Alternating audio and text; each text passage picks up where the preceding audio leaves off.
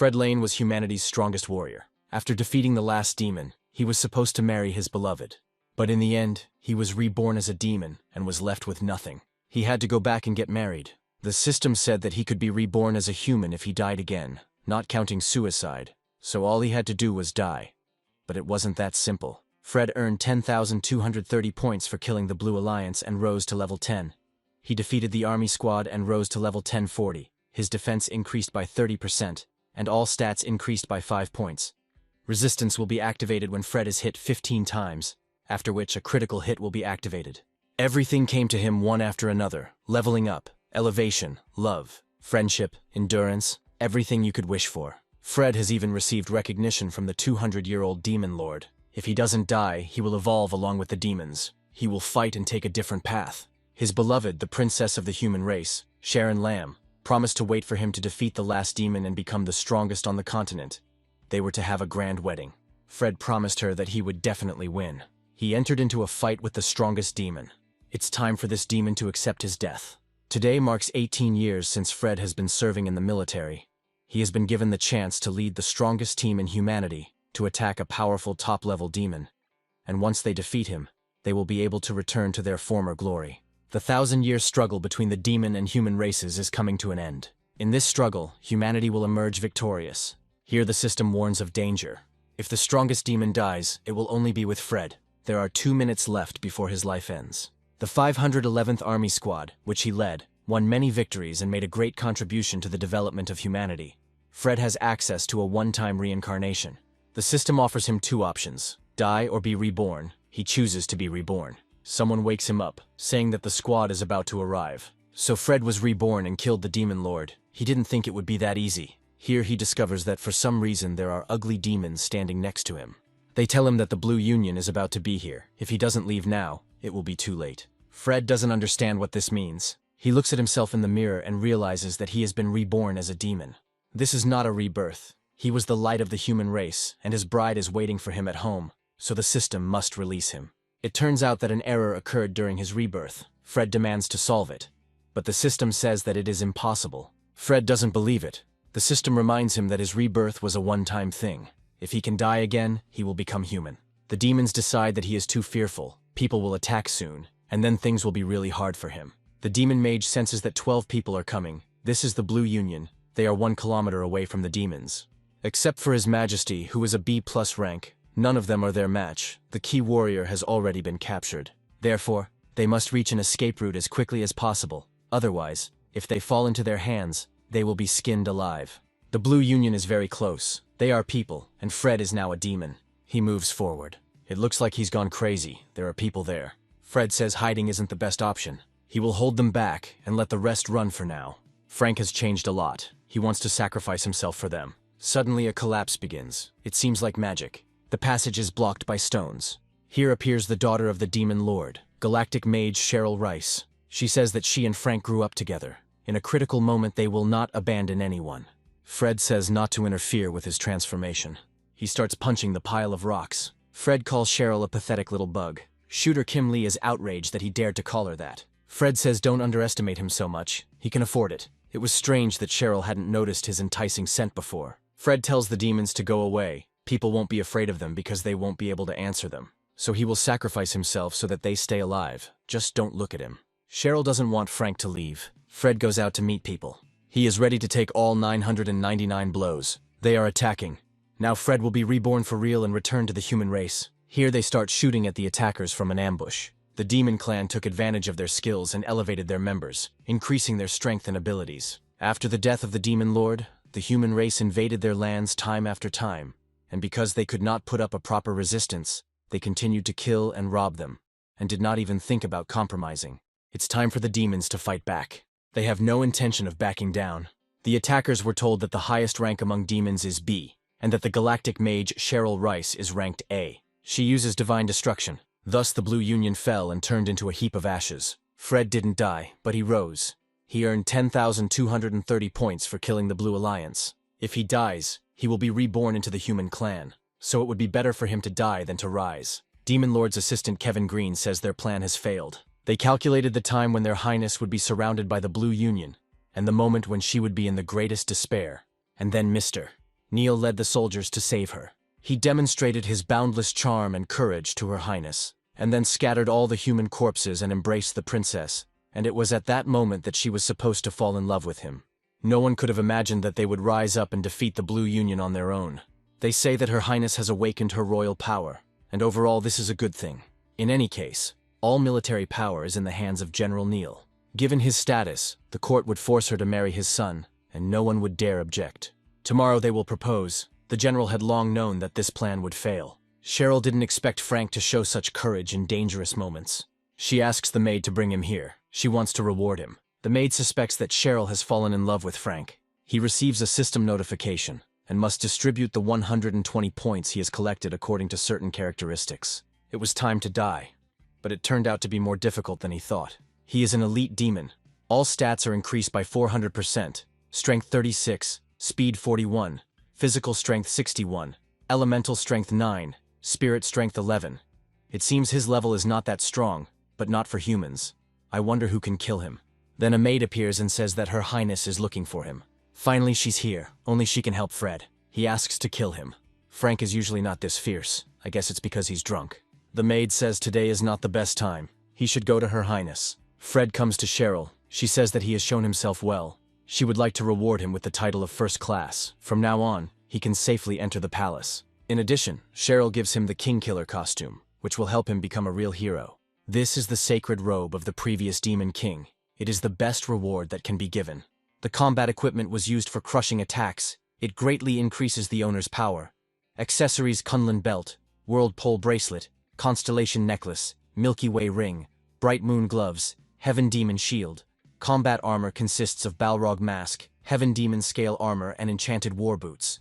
The weapon is the supreme weapon of the Heaven Demon, made of forged stone. After ascension, the weapon's level increases. If that's all, then it's time for Fred to go. He leaves. Cheryl and the maid are surprised at how determined he is. Frank also leaves the palace at night. But that's not the most important thing. Cheryl dared to give him the costume of the King Killer. You shouldn't reward a simple soldier like that. Matt Green had been hanging around her all his life and helping her with everything. But she turned a blind eye to it. Didn't even say a word of thanks. She was forcing him to side with General Neil. Fred addresses Matt as old man. He is indignant that he dared to call him that. Fred gives him the King Killer costume. He wants to die, not become stronger, so he decided to give it to him. Fred says that Her Highness values Matt's work very much, so she has instructed Frank to reward him. So let him treat this thing with care. Fred leaves. Matt is worse than any beast. He thought that Her Highness did not appreciate him, but he will improve. It looks like everything is the same here. Tomorrow, Fred will try to die somewhere else. Here he hears someone talking. General Neil decided to carry out the plan tomorrow. He will lead the demon soldiers and make an offer to Her Highness on behalf of Terry Neil. If anyone is against it, they will simply kill him. This is exactly what Fred needs, so it's time to act. The next day, the nobility gathers in the conference room. Fred didn't expect the morning meeting to be so gloomy. They have been paying their respects to Her Royal Highness for 3 years, and they are glad that Cheryl has gained powerful powers. The human army was preparing to attack, but thanks to the help of General Nile, they managed to avoid the attack. The general works hard. He has been in command since the time of Cheryl's grandfather, so he needs to be rewarded generously. Since Her Highness has made an offer, the general has something. The general calls on Terry Neil. He asks Cheryl to marry his son. After all, they grew up together. Cheryl hasn't seen Terry for 3 years, and she doesn't immediately understand what his father is talking about. Then the general again asks her to become the wife of his son. She says she and Terry aren't in that kind of relationship. It doesn't really matter. Cheryl better put her doubts aside. The demon clan has never been led by a woman before. Because of this, many people lose trust in them. After Her Highness ascends the throne, there will be civil strife.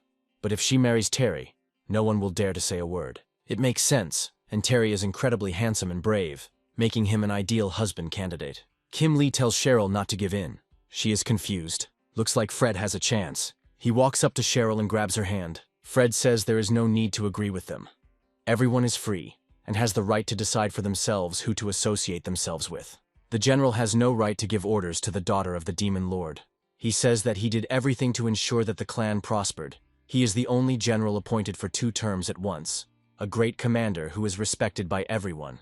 His Royal Highness should think carefully before giving a final answer. Let the general not even think about capturing the palace. He will not be allowed to do so, but he has a whole army in his hands, so no one will dare to oppose him.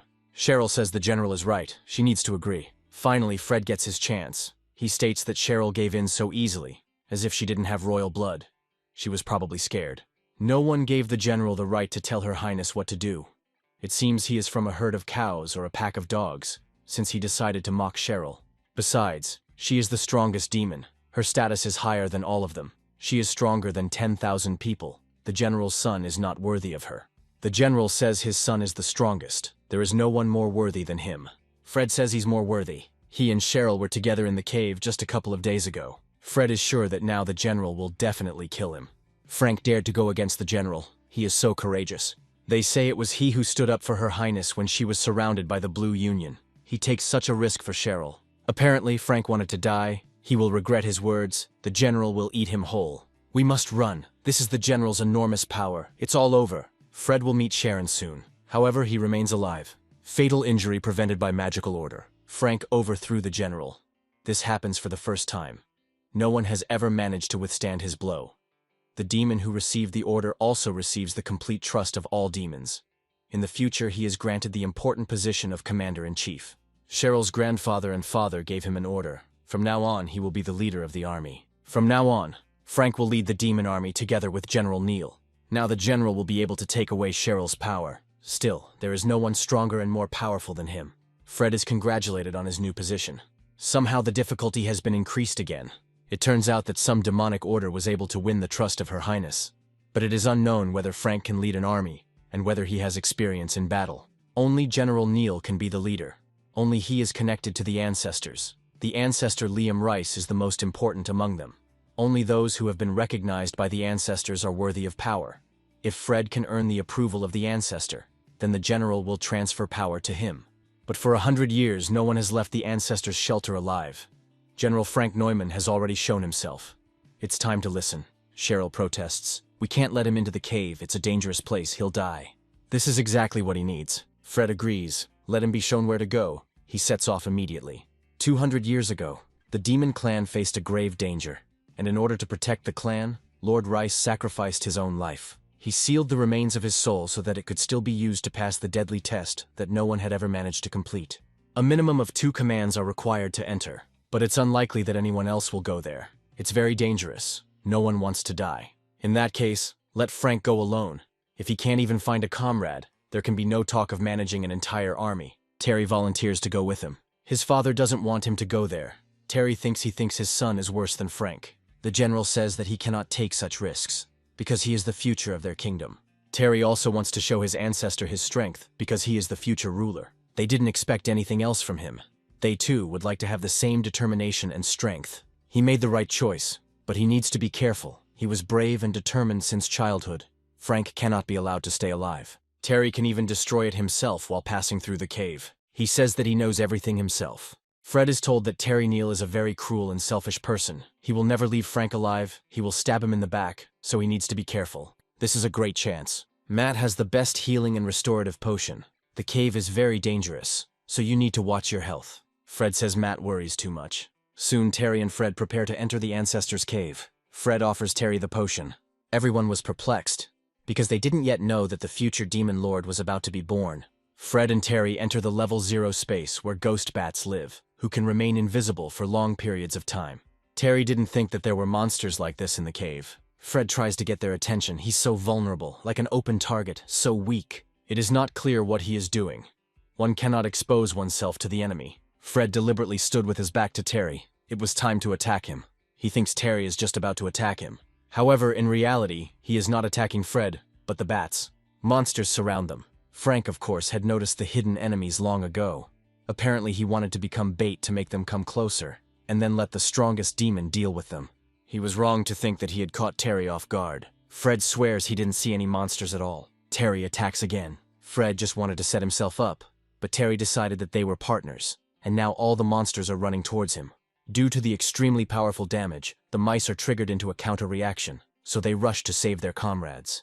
Now Terry not only didn't finish off Fred, but also exterminated potential killers. Apparently Fred is safe here. We need to make them finish him off. He has 480 unallocated points. It's worth assigning them somewhere. It looks like they are in the deepest part of the cave, but for some reason Frank still doesn't do anything.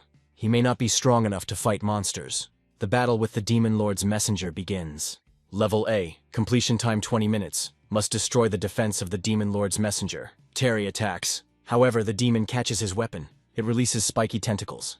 They wrap themselves around Terry. Frank doesn't do anything at all. It's a waste of time. You shouldn't have gone with him. Fred didn't expect anything else from himself. He only had 480 points, and his defense was weak. You just need to turn your attention to yourself as quickly as possible. Apparently Terry is the strongest, but he didn't expect Frank to be of any use. It's time for the Demon Lord's messenger to taste the strongest attack. Terry frees himself from the tentacles. He is confident that he will now deal with the messenger of the Demon Lord. There is an explosion. However, the messenger remained unharmed. He is not even injured because his defense is at the highest level. This means things are bad. Suddenly, one of the monsters is defeated.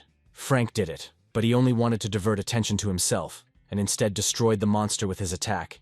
It turns out that in fact he has quite a lot of power. He blew up the demonic messenger in just one hit, which means this demon has strong defense in the front and needs to be attacked from behind. That's why Frank stood there like a pillar. He had understood everything long ago and was simply hiding his power. He deliberately allowed the demonic messenger to attack Terry in order to strike from behind. Since Fred's attack was extremely powerful, the monster's attention turned to him.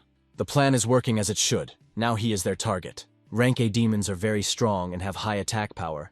Fred is confident that with his current defense level, this monster will deal with him in one hit. Soon he will become human again.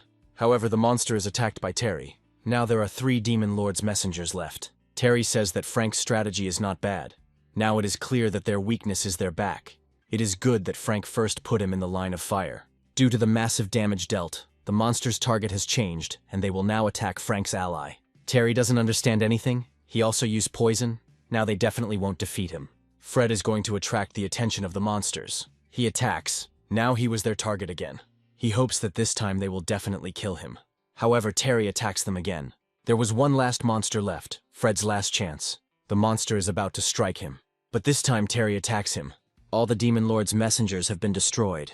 Good strategy. Terry didn't think their collaboration would be so fruitful. Frank will be a worthy opponent in the future. Over the past 100 years, no one has reached this place, and it is unlikely that today's demonic youth will dare to enter these lands. They have passed the test, now the final battle awaits them. Of the 2 of them, only one will be able to get out of here alive. They have 10 minutes. The survivor will receive the title of Overlord and a reward, but it is possible that they will both die. It looks like he wants to make them kill each other. Terry is the future of the kingdom, so he can't die here. Frank is much weaker. Great, another chance, let the dragon kill him. Frank looks pretty relaxed. He seems determined to win. He can't afford to lose. He takes off his armor. It is not clear why. Perhaps he wants to lure Terry into a trap. Now Frank has no space. He is left in his pants. Therefore, the title of Overlord and the rewards are right in front of Terry. He can become the only true Overlord in this generation. Terry says Fred is literally one step away from success. He had already gained Her Highness's trust and gained military strength, so he was clearly not a weakling. He had defeated an A+ rank envoy with simple attacks. If he's serious, Terry probably won't have a chance of survival. The Yungguo state cannot survive without the Neil family. General Neil is a true veteran, and Terry is the future of their clan. And Frank is just a worthless nobody, not even worth his finger. For the sake of the entire race, he is the one who must die. When Terry was a child, his mother told him that one day the whole world would be in his hands. They were demons, and their strength lay in union. Terry will definitely cope, but Frank is willing to give his life to ensure the well-being of the demon clan. Perhaps this is some kind of strategy to lure Terry. He wants the title of Overlord, but Frank only thinks about the demon race. There are 8 minutes left until the punishment. If they continue to do nothing, the dragon will kill both of them. Fred tells Terry to hurry up. The dragon said that if they did not kill each other within 10 minutes, he would finish them off. Terry wants to try something. He activates his skills. There is an explosion, so Terry dared to attack the dragon. He offers Frank to kill this Overlord together. The dragon says they don't have enough strength. Now Terry has enough strength for everything. His characteristics are increased. Strength by 100% and speed by 200. He attacks. The dragon spews blue flames. But Terry continues to attack. He uses a different skill. The demon has targeted Terry. He attacks again and this time hits the target. If Terry dies, Fred will get the title of Overlord, and he doesn't need that. The dragon prepares to breathe blue flame again. Fred puts himself in harm's way. Blood starts coming out of his mouth. He helps Terry, so he should help him too. Terry takes out a restorative potion. It restores 10,000 units of life. Fred has now restored 8,200 units of energy. Terry has other potions too. As a result, Fred's stats increased by 100, his recovery power by 50, and his defense by 500. Terry also drinks the potion. Now he can continue the battle. Its characteristics have also increased. However, he comes under attack again. Then Fred puts himself in his place again. However, its characteristics have increased again. It's time for Terry to stop helping him. So they continued to fight against the demon until his health dropped to half. If they continue in the same spirit, they will definitely defeat him. Since the demon lord has lost half of his health, he enters a new phase. Reverse absorption skill activated. Health restored by 100,000 points. Even if you continue to attack, the dragon will restore its health. Pathetic weaklings, they started this in vain. Now the dragon deprives Fred and Terry of a large number of characteristics. They were affected by the poison. Their strength was reduced. They are on the brink of life and death. A second blow could be fatal. Terry is out of potions. The dragon prepares to strike the final blow. They have lost. But if Frank dies, Terry will still be able to complete the task. He received the title of Demon Lord. The final blow must fall on Frank. Clouds envelop everything around, and light pours out from them from above. Terry was able to pass the test. The ancestor of the past will generously reward him. His friend was willing to give his own life to protect him. Terry gained 2 million experience points and rose to level 4. All stats increased by 700% and gained level 5 skill, Demon Lord. But for 200 years, there was no one who wanted to protect his comrade. It was wrong. That's why both are awarded the title. It's a kind of faith in them, because they have all the necessary qualities. Fred received 5 million experience points and reached level 10. He was awarded 120 points, received the skill of reverse absorption. Using the skill restores 100,000 health points. Now he is also a demon lord. They managed to pass the test of their ancestors. No one had managed to do this for hundreds of years. The prophecy comes true. It turns out that in their lifetime they will be able to meet the demon lord who united the entire clan. The last one was the ancestor Liam Rice. It is quite rare for such a ruler to be born in the world. He radiates a special energy that distinguishes him from other rulers, and after a while he will become a being that the whole world will admire. The demon lord is worthy of being the son of General Nile, so it goes without saying that he was the one to receive this title. However, it was not Terry who became the ruler, but Frank. At the same time, he was very worried. With health points, he gained immunity to attacks. Now he definitely won't be able to die with that amount of health. Now he definitely won't be able to return to his beloved. Fred notices someone peeking around the corner, but when he turns around, there is no one there. Someone is looking out again. Fred looks around the corner and finds a small demon. He decides that it is following him. The baby demon says Frank didn't scare him at all. He asks why he was following him. The kid wanted to ask Frank to take him to the life preserver. He is sure that only the demon lord is capable of this. The kid shows Fred a letter. It says that the participant must bring this notice and go into the life buoy to fulfill 3 wishes. His dreams can come true. After receiving the letter, the little boy immediately ran to find out, but was told that he was too small and could not participate. Then he saw Frank leaving the bar, and thought that he could ask there where the letter came from. This looks like a scam. No one believes such letters. However, Fred thinks that this is true and he will actually be able to fulfill his wish. He had heard before that the demon clan had a so-called wish fountain that could grant wishes, but he didn't expect it to appear right in front of him. The kid says he got this opportunity after passing many tests and paying a membership fee of 50,000 coins. So it's definitely a scam. If it's so easy to trick kids out of money, you might want to think about changing your profession. In fact, this is the last chance to fulfill the baby's wishes. Because he gave away the last money he earned. His mother has heart failure. She has only a month left to live. He needs to cure her as soon as possible. Fred says he will go with him, but he must fulfill his wish too. He just wants to transform into a human. The baby just wants his mother to get better. Fred says she will definitely feel better. This all looks like a scam. They have come. The fountain of desires is here. Fred shows the letter and the door opens. They come in. We need to close the doors and not leave them alive. Fred and the baby look around. Then a monster attacks them. He attacks Fred. However, the reverse recovery is triggered. He asks if they came correctly. What a pretender. He took the blow and pretends to be so calm. Fred says they came to grant wishes. Maybe they got the wrong place. They, the bugs, can't understand anything. It's not even worth straining your brain. It won't be possible to fulfill your wishes. Fred demands to see the fountain of wishes. It's just a fairy tale for children. But he seemed to really believe it. They are the biggest black market in Yungguo, and they specially lured them here. If they obey, they will be allowed to stay and serve them for the rest of their lives. And if they do not obey, then they will be sold for organs. In any case, their lives are worth nothing. No one will look for them. Despite their skinny bodies, perhaps something worthwhile can be pulled out of them. So the leader suggests obeying. Fred hits him with a punch that sends him flying into the air. As a result, he hits his head on the ceiling and remains hanging there. It's happened so many times already, Fred hasn't stopped being disappointed since the moment he woke up. He dared to touch their head. They are going into combat mode and will now show him their cruelty. I wonder how he'll cope with B+ rank armor. Fred is emotional because of the 2 liters of liqueur he drank. He says that every time he is so close to success, but nothing comes of it. Due to the drink, his immunity to attacks increased. It destroys B+ rank equipment. They ask him to let them go. The kid says that Frank is very strong. They are forced to do this. No one asks them. The power behind the organization is very great. They cannot just up and run away. Fred suddenly sobered up. He won't live. There are big shots behind them. If the general comes, it will be the end for him. I wonder if I'll be able to die after all. Blue light begins to stream through the cracks in the door. Here comes the general. Fred will soon die. General Sam Green appears and asks what they are doing. Fred recognizes him. He was among those who wanted Cheryl to marry Terry, only now he looks a little different. The general cuts off the heads of everyone who was going to attack Fred. Useless scum, they are not worthy of him. Fred knows too much, so he will die here. Well then, let the general kill him. Fred gives him 10 minutes to finish him off. Otherwise, he apologizes in advance for the consequences. He dared to humiliate the general. He hits him 5 times. And now 8 more. The general had destroyed everything around him and was very tired. The reverse recovery kicks in, and Fred is given back 1,666 hit points. He tells the general not to stop.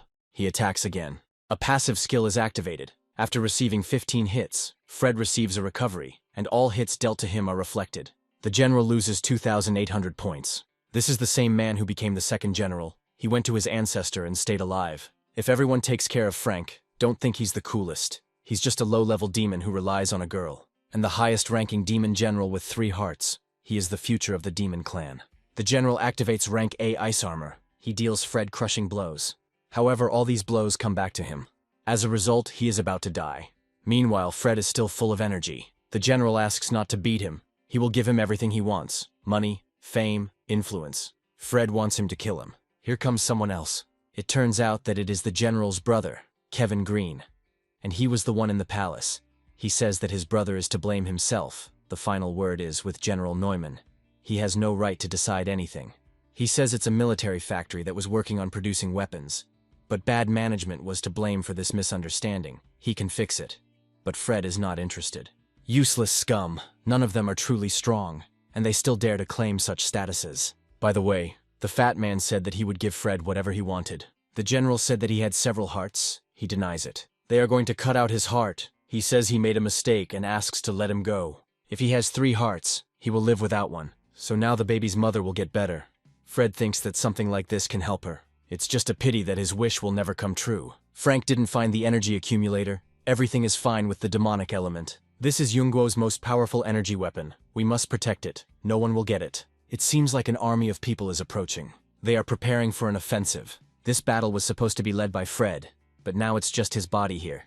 Sharon is bored. But there is not much time left. They will meet very soon. Fred is attacked. There is nothing but scum all around. No one can kill him. That dream again. Fred is informed that there is a meeting soon and is asked to prepare. According to the scouts' report, there have been some changes in the leadership of the Human Legion. It seems they are preparing an attack. This time the humans sent a legion of more than 10,000 soldiers. That was why Cheryl called all the important people in Yunguo to discuss strategy. The last time such a large-scale battle took place was 10 years ago. The forces of the entire country were mobilized. But even then, they barely repelled the attack. In the end, they had to use rather sneaky and covert methods to remain safe and sound. But in those days, the human army was only 5,000 people. Now the demons have not improved their strength much, but their army has increased. So they have to mobilize their fighters. Terry will lead the advance party. Cheryl asks Frank's opinion. If 1,000 people attack him within a minute, he will suffer an average of over 100 damage per second. Then the total damage will exceed the volume of his blood. In other words, if they continue to injure him, he will die. This is a wonderful opportunity. They will fight. They need a fierce struggle. Yungo could die because of Frank. Don't listen to the nonsense he's talking. Frank says they fought off 5,000 men 10 years ago, but now they have an army of 10,000 moving towards them. They can defeat them if they call for reinforcements. In another 10 years, 20,000 people will attack them, and then they will have to trust someone with their lives. They want to become more great. They must have forgotten who Frank is. He is the one who made them stronger. Cheryl admires him. He is the first one to pass the test of the ancestors. The prophecy of the demon clan has come true. The Lord will unite the entire race, and the demons will see the light. Frank can't put the lives of tens of millions of their soldiers on the line, many of whom have never been on a battlefield before, and don't know the brutality behind the fighting. It is unlikely that they will be able to win with this attitude. If they give up now, they will have no hope for a bright future. You can't win with simple words. They've been soldiers for so many years, but they don't understand anything. Now is the most important moment in their lives. They must win, but if they are against it, then let them behead Frank and show him to the public. This guy is so determined. In this battle, General Neumann will be the leader, and everyone must obey his orders. Cheryl tells us to begin. General Nile has been fighting for many years now, but he would like to point out that this time the enemy army is colossal. The strength of each warrior is several times greater than their strength. He doubts that they have even one chance of victory. The other leaders have been working with him for a long time, so he is the one responsible for their lives. They don't have to go into the city, and they don't have to listen to General Neumann's orders either. Her Highness must understand that it was not worth leaving General Neil aside. A few days ago, an army of people infiltrated Yungguo. The demons are finished. We need to prepare. All demons must die. People are attacking. There is a devastating explosion. The soldiers must not forget what General Neil told them. They don't know what to do. They can't disobey his order. Fred tells you to listen to his order. Let them stay here. He will do everything himself. They can rely on the master. Fred stands directly in front of the attackers. There's something wrong with this demon. He came down alone. And everyone else is just standing there. Maybe it's a trap. Frank told them to rely on him. He's gone mad. He can't cope alone. The enemy has an army of 10,000 people on his side. They say their army is very strong, so let them come to him. He is truly alone. This is John Lee. He used to be Fred's subordinate, who didn't think that he would rise to the level of army leader. He is the bravest of them all. We need to push him. This bastard dares to show his ass. John orders to attack him. You just have to wait until the defense drops completely. That's not enough. Fred has more than 1,666 defense points. They must give it their all. For some reason, this demon looks like it wants to be defeated, but their attacks have no effect on it. He has incredibly powerful recovery powers. Fred is shot with a flamethrower. Now it should finally work. The battle has only just begun, and Frank is already ready to fight an army of people single-handedly. It is not clear what he is trying to achieve. Maybe there are some countermeasures. Finally, he started bleeding. Let them continue. Here, a passive skill is activated. After receiving 15 hits, Fred receives recovery, and all hits dealt to him are reflected. This guy is definitely not an ordinary demon. His resistance power is too strong. Now the attacker is dead. They have problems. This demon is very strong. John orders the attack to be stopped. The general said that among the demons, one SS rank, a true master, appeared. He has the ability to recover. Relying on his own strength, he broke through many worlds on his own and came to this world. He allowed the demons to gain power that they did not have before. There are more than 5,000 of them, but they can't kill him. The wounds on his body have healed. There is definitely something wrong with him. The demon they met turned out to be not so simple. John tells them to remain calm and not to attack. Their task is to attract the strongest demons, and they have accomplished it. They must retreat. They don't need to lose. It looks like people want to retreat. We can't let them go. Now it's the demons' turn to attack. They attack completely unexpectedly. John let the whole army go. Now they're finished. General Neumann is not so bad. Today's youth is quite cunning, which is not a bad thing. From now on, everyone must listen to General Neumann's orders. The army of ants must be defeated at any cost. It turns out that the human army has set a trap. The siege army is just a cover for the real one. From the western side, the army has already passed through the gate. All the generals who were on duty there were beheaded. The people of Yungguo suffer from massacre. Their real troops attack the capital from all sides. The demons are finished. The head of the army comes to the palace, carrying the general's head in his hand. Cheryl and Matt are also attacked. Cheryl realizes that this man is very strong. Matt says the demons need to evacuate. Both their sides are broken. It will soon be time for a game. Suddenly there is an explosion. Perhaps the demons have returned. This is General Neil. He looks like a true rival. Finally, a truly powerful demon has arrived. The general sees that this man is emitting a purple glow, which means that he is much more powerful than the rest of the humans. We need to speed up. General Nile transforms into a dragon, increasing his strength by 130, his speed by 150, and his constitution by 500, and retains his form for 10 minutes. A few minutes ago, Fred saw the battle taking place at the southern gate of Yungguo. Ever since he reincarnated into this body, it was as if he had activated some kind of achievement. No matter how much he wanted to die, he couldn't do it all the time. He has already become a demon lord, and that is still not enough. Suddenly he saw a flash right in front of him. After all, People were fighting demons outside the city, but they somehow managed to enter. Perhaps they set a trap. Fred hears someone asking to let his daughter go. He says he will give everything. But the soldier who grabbed the girl says he doesn't need anything. The father again asks to let his daughter go. The soldier thrusts a sword into his hand. He says one always wins and the other loses. Here, Fred attacks the attacker. This kind of behavior is unacceptable. The soldier says it looks like another suicide bomber has arrived. They tie up the girl and attack Fred. Even if there is a fierce battle, the demon lord cannot lose, so the human army is out of luck. Fred attacks. He took away all of their health in just one hit. This is impossible. Maybe it is a system error. Fred asks the soldier what unit he is from. He says he is from the 21st Detachment, Formation 511. After all, this is the unit in which Fred was the commander. We need to run. This demon is kind of strange. Something is wrong. Fred can't shake the feeling of uneasiness. It seems to him that he has been here before. The girl cries that people tortured her mother to death. Her father consoles her, because she has him. Fred sees the dragon that General Neil has transformed into. He seems to have remembered. 6 years ago, he led an army heading to Yungguo. Then he defeated this demonic dragon. The victory was too easy. Fred had already forgotten about it. It turns out he went back 6 years, but for some reason he doesn't lead the army. It is unclear what happened and where his body is. Hatred between the races is about to flare up again, but Fred is different from the rest. His war is waged for protection, but they fight for plunder, power, and tyranny. And this is the most unfortunate thing. Formation 511 has always had strong convictions and strict discipline. After defeating the demons, they release them. The baby asks to let his mother go. The soldier says he doesn't care that it's his mother. She tells her son to run. The current deputy head of the 511 formation was previously detained for violating the rules. Now it's clear why everything led to this. This is unforgivable. When General Neil had an heir, he was eager to see him.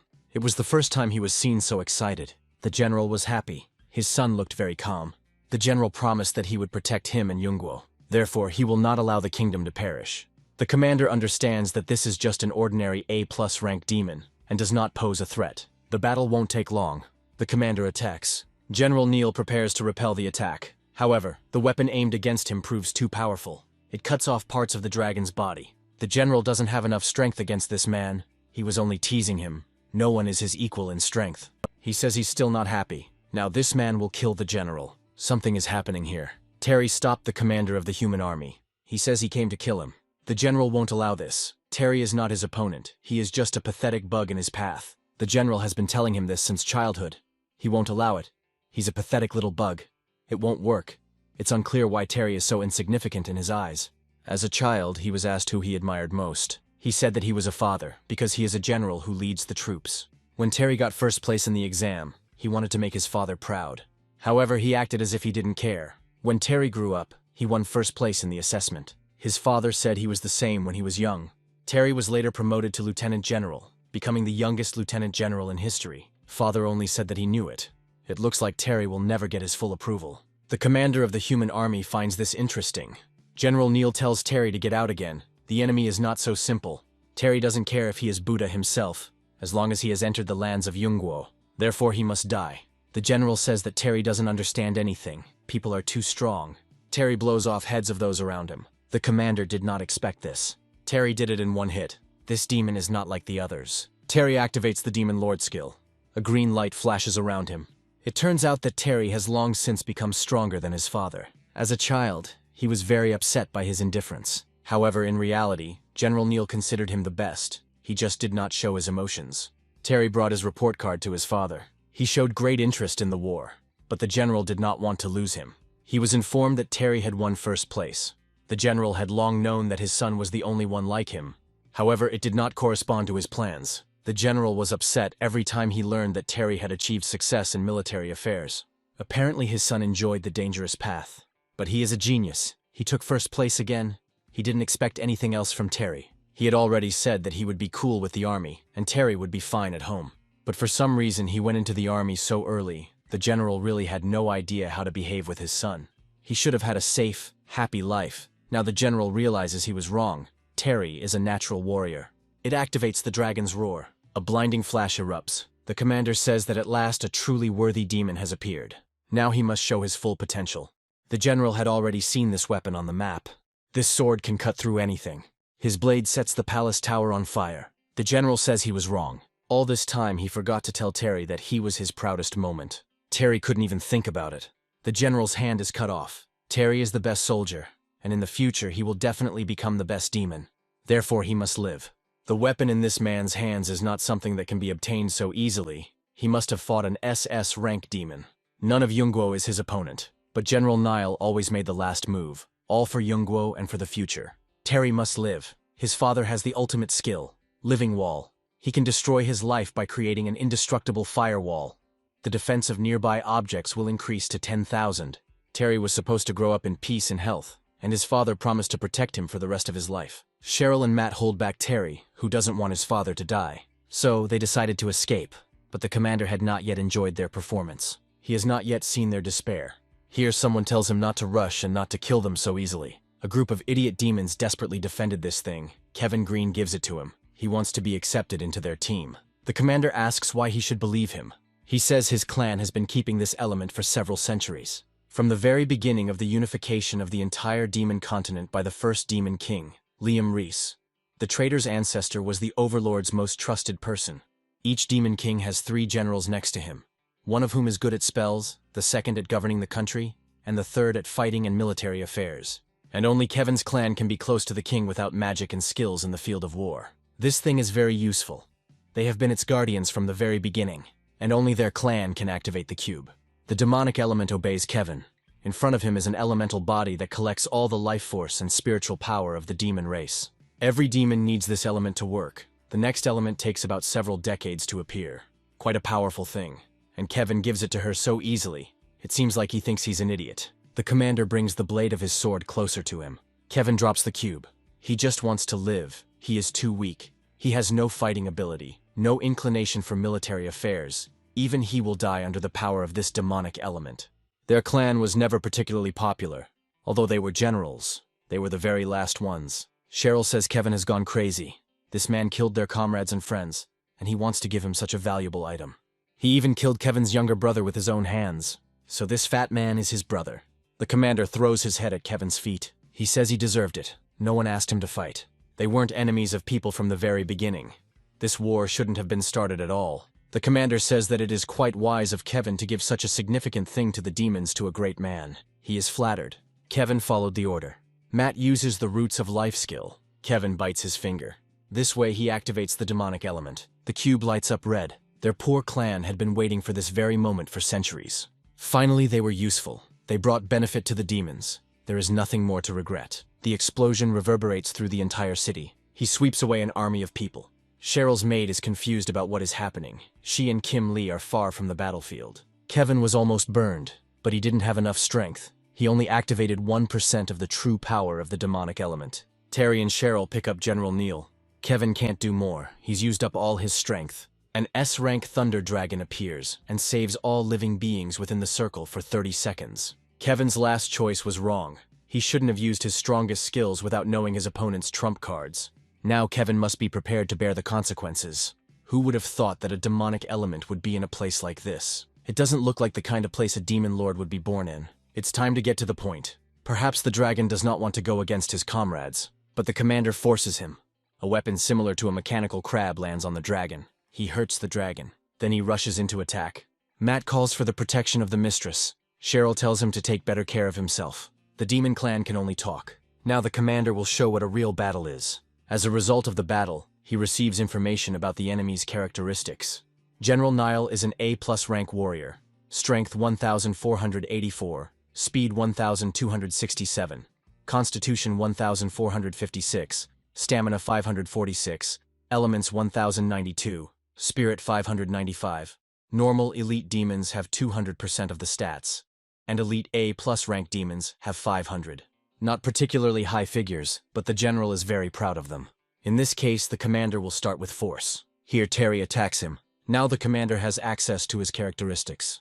Demon Lord of A+ rank, Strength 2,745, Speed 2,853, Constitution 981, Stamina 369, Elements 215, Spirit 234. Demon Lord has 400% stats. Who would have thought that the Demon Lord would be here? And the speed indicators are very high. More than 2,000, which is very good. He is probably the fastest demon. The commander strikes him. Now its speed will decrease. They certainly thought they could stand up to him. But their characteristics are several times lower than his. No one has anything even close to similar. Something strange is happening. Thunder Shadow, an S-rank skill. When lightning appears, it can be copied and transformed into a shadow. Each shadow has the perception and power of the owner.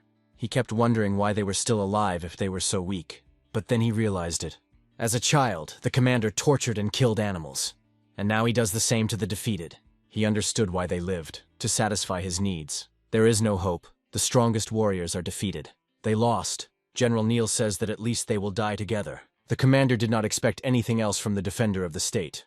But all this is pointless. He says he can either let Terry go or he will die with his father. If General Neil kneels, then the commander will release his son. It's his choice, so let him think carefully. The general, without thinking, kneels down. He asks to spare his son. Perhaps Terry also wants to ask for his father. Then the commander can let him go too. Terry calls him a bastard, so the commander stabs the general with his sword. Then he hits him again. Then Terry asks to let his father go. So they bowed down. Now we need to choose who to let go. The commander plunges his sword into the general again. He asks to let Terry go. The commander says that no one gave him the right to act arbitrarily. He changed his mind. Terry tries to attack him. A new game begins. From somewhere, chains appear on which all the attacked demons hang. The commander did this to cats as children. He hung them up and killed them. Now he does the same to those in his power. He thrusts the sword into Terry, curious to see how long it will last. Then the commander calls the dragon to him. It's time to prepare for the end of the celebration. The commander calls his deputy and says that they have probably played enough. He orders the entire army to be informed that they are moving out. Then he hears that someone else is talking on the other end. This person says he does not dare to rebel. The commander asks who it is and where Jack Lee is. Then Fred appears and says that he apparently already understood the situation his deputy found himself in. Fred didn't think that he would be the one to seize power, and he still acts like a complete pig. Fred says he killed them all. The commander's actions are grave sins for which he must be held accountable. The commander decides that Fred is another scumbag who needs to die. He is preparing to attack him. However, before he can do so, Fred attacks him. He throws the commander to the ground and grabs him by the throat. It's time to start paying for your sins. Adultery with their women, robbery and murder of their comrades. There's something wrong with this demon. The other soldier knew it from the moment they first met. He knows people very well. In the battle zone, one of the soldiers who had been massacring and raping the women summoned ice puppets and ordered them to kill everyone. He said the demoness smelled so sweet. The soldier ordered not to touch the baby. He wanted him to see the soldier playing with his mother. Then Fred appeared and destroyed the ice puppets. The soldier thought that he would just kill another demon. He summoned a giant A-rank ice puppet. The soldier said that she had half of his blood and strength. Fred activated the skill faster than the wind. He destroyed the puppet and rushed at the soldier. Fred successfully used the A+ rank's crushing blow and received 50,000 experience points. Level increased to A12, 12 boost points received, 132 additional points remaining.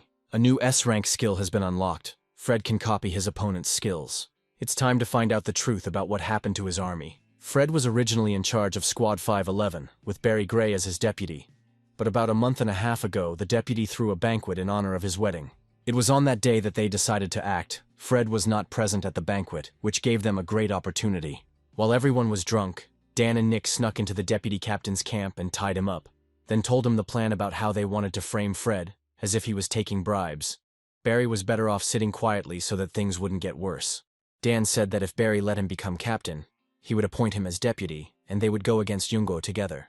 Barry said they were crazy because it was against the rules. The boy had little brains and refused to go against Fred, but they had not come to bargain. It was Barry's wedding night, and Nick raped his wife. Barry wanted to attack them. However, there was poison in his alcohol, and he was unable to use his skills. Dan asked again if Barry would go against Fred with them. Barry refused. He was not afraid of death, so he died along with his dear wife, and all because he refused to tarnish Fred's reputation. Day and Nick left things that he often used at the scene. Dan said that Barry took his last breath when he arrived. Fred must have been in a hurry when he left the crime scene.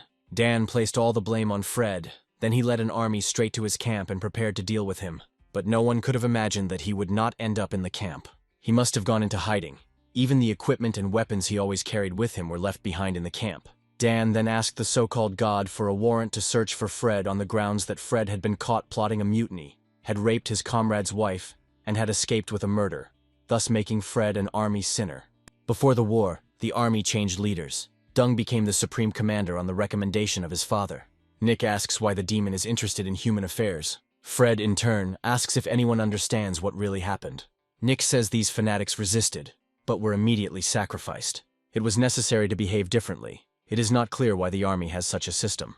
Nick says he's done. If the demon lets him go, he can talk to Dan. Maybe he'll let the demon live. Fred attacks Nick. Then someone calls out to him. This is the combat uniform he gave to Matt Green. He predicted the crisis, so he asked to give it to Fred. He should take the gear and run. Matt said that Fred is the demon's last hope. It's not worth dying in this battle. She just got a message from Matt. Something must have happened. Fred dons the Demon Lord's equipment. The Fire Demon mask adds 50 points of elemental power, and 20 points to general stats. The Demon Scale armor adds 50 points of physical strength, can avoid a fatal blow, 25% resistance to all negative effects. The Demon Weapon adds 50 points of strength, gives the Demonic Transformation skill, which allows you to change your incarnation form. The Wind Demon Shoes add 50 points of speed. Resistance increases by 20%. Demon Transformation skill is activated. Fred's clothes change. They tell him that the exit is on the other side, but he is not going to run. He'll go to Dan. Nick says he can't stand up to him. It's strange why this demon is so interested in people. Dan approaches Fred and looks over his stats. Elite Demon, a plus rank. Strength 4102, Speed 1477. Elemental Strength 413. Spirit 77. Constitution 867. Other than strength, the rest of the stats are all trash. Just an ordinary elite-ranked demon with a speed of 1477, half that of Dan. Judging by his characteristics, he relies only on luck. Dan doesn't think he can last long. However, Fred deflects the blow from his shadow. It's impossible because he's not as fast as Dan. Now it's Fred's turn to attack. Judging by his power level, the values are not bad, but Dan's stats are much better. His strength is 5424, speed 3732, elemental power 696, spirit 1356, relics 1776, physique 1296. The demon's strength is 4102, but thanks to Dan's weapon, he has 5424. Therefore it cannot be faster. It is possible to act. His shadow attacks. However, Fred manages to defeat her. It's incredible. Perhaps this demon has some hidden skills. It was not worth relying on second-rate data. All of his stats received an additional one-time bonus and cannot be detected. Dan doesn't believe the demon can defeat him. His speed is no match for Dan's. However, he didn't expect Fred to be behind. He attacks the shadow again, which flies away from the blow. Dan doesn't seem to see his true characteristics, but it doesn't matter what hidden skills he has. After all, Dan has his comrade. He shouts to Fred that his mistress is with him. Dan tightens the chain around Cheryl's neck. This man cannot be defeated, and there is no need to use such dirty tricks. Dan screams that they are all finished. He shocks Terry. It seems Fred has already lost his drive. If he dares to save one, Dan will kill the other in an instant. Fred charges in. Terry asks him to save the lady. Fred attacks Dan's shadow. He throws her aside with such force that her fall causes dust to rise. Fred summons an A+ rank ice puppet, which frees Cheryl. She cuts through chains and shadows. Incredibly, Nick believed that he was the only one who could summon ice puppets. Dan's shadow charges forward. However, this puppet has the same power as Fred. A new S-rank skill has been unlocked. It can copy any enemy skill and attack. Fred was thinking about which skill to copy. It was the right decision. It turns out he simply copied this skill. Blood Ice Puppet is a very powerful skill. It allows you to invest your power to create a powerful warrior that will have the same powers as the one who summoned it. However, this skill also has its weaknesses. The first weakness is that it requires the element of water to activate. Also, to create puppets, you need blood, and not so little, because the puppets need to feed their power. Nick yells at Dan not to fight the puppet. The demon uses Nick's skill. It's better to hit him himself, since he's weak now. Now everything is clear to Dan. One blow, and the demon is finished. Fred stands with his back to the shadow that rushes towards him. She pierces him and rushes on. Dan decides he has won. Fred tells him to continue. Dan was sure that he was dead. He needed to try to attack again. Several shadows rush at Fred at once. They deal critical damage, but this does not affect it in any way. Dan activates scanning vision. He doesn't understand where this demon got such a large volume of blood from. There is definitely something wrong with him, and his character and temperament are also different from others. Fred activates the skill illusion of the Demon of Heaven. This is a reverse skill of SSS rank. Every minute he is awarded 100,000 units of health. Looks like Dan's tricks have run out. He must run, the current one cannot win. There is enough thunder in the sky. He can create many copies. Now the demon cannot defeat him alone. Fred relies on the ice puppet. She is ready to protect Cheryl, Matt, General Neil, and Terry. You should have guessed earlier that this demon is too concerned about people's problems. Besides, he knows all of Dan's skills. He knows them better than all of them put together. He is not a demon. Rain, snow, or clear skies, it doesn't matter. Fred has enough water anyway. Each of Dan's copies is at his fingertips, and he still thinks he can beat Fred. He summoned an entire army of ice puppets. It's time for them to end this battle. Now Dan doesn't have a single chance to win in a face-to-face duel with the demon. He imagines what he is capable of. He has an extremely strong recovery ability, but he will still lose health when attacking, and he is not immortal. Muse is an SSS rank weapon that can store energy. It has the ability to defend. If Dan fills the weapon with energy, he can solve everything in one blow. The weapon is attached to his body and will follow him wherever he goes. Here Dan is pierced by an ice puppet, but he can instantly switch between copies, so the demon can't kill him. That's it. Dan uses thunder and lightning to continuously create copies and pass between them. Until he takes the initiative, the enemy will not be able to kill him. And the ice puppet has a time limit. No matter how much blood the host has, it is impossible to create puppets infinitely. The demon will lose, Dan cannot be killed. But no one said Fred couldn't do it. As he already said, Dan must be punished for every crime he committed. As a child, he caught a cat and tortured it for a long time before killing it. Each of his crimes will come back to him many times over. Fred gives back to him all the pain he caused to others. Dan doesn't understand how he knows about this. The conspirators were preparing a mutiny. Dan's death will not cover all his sins. He feels severe pain.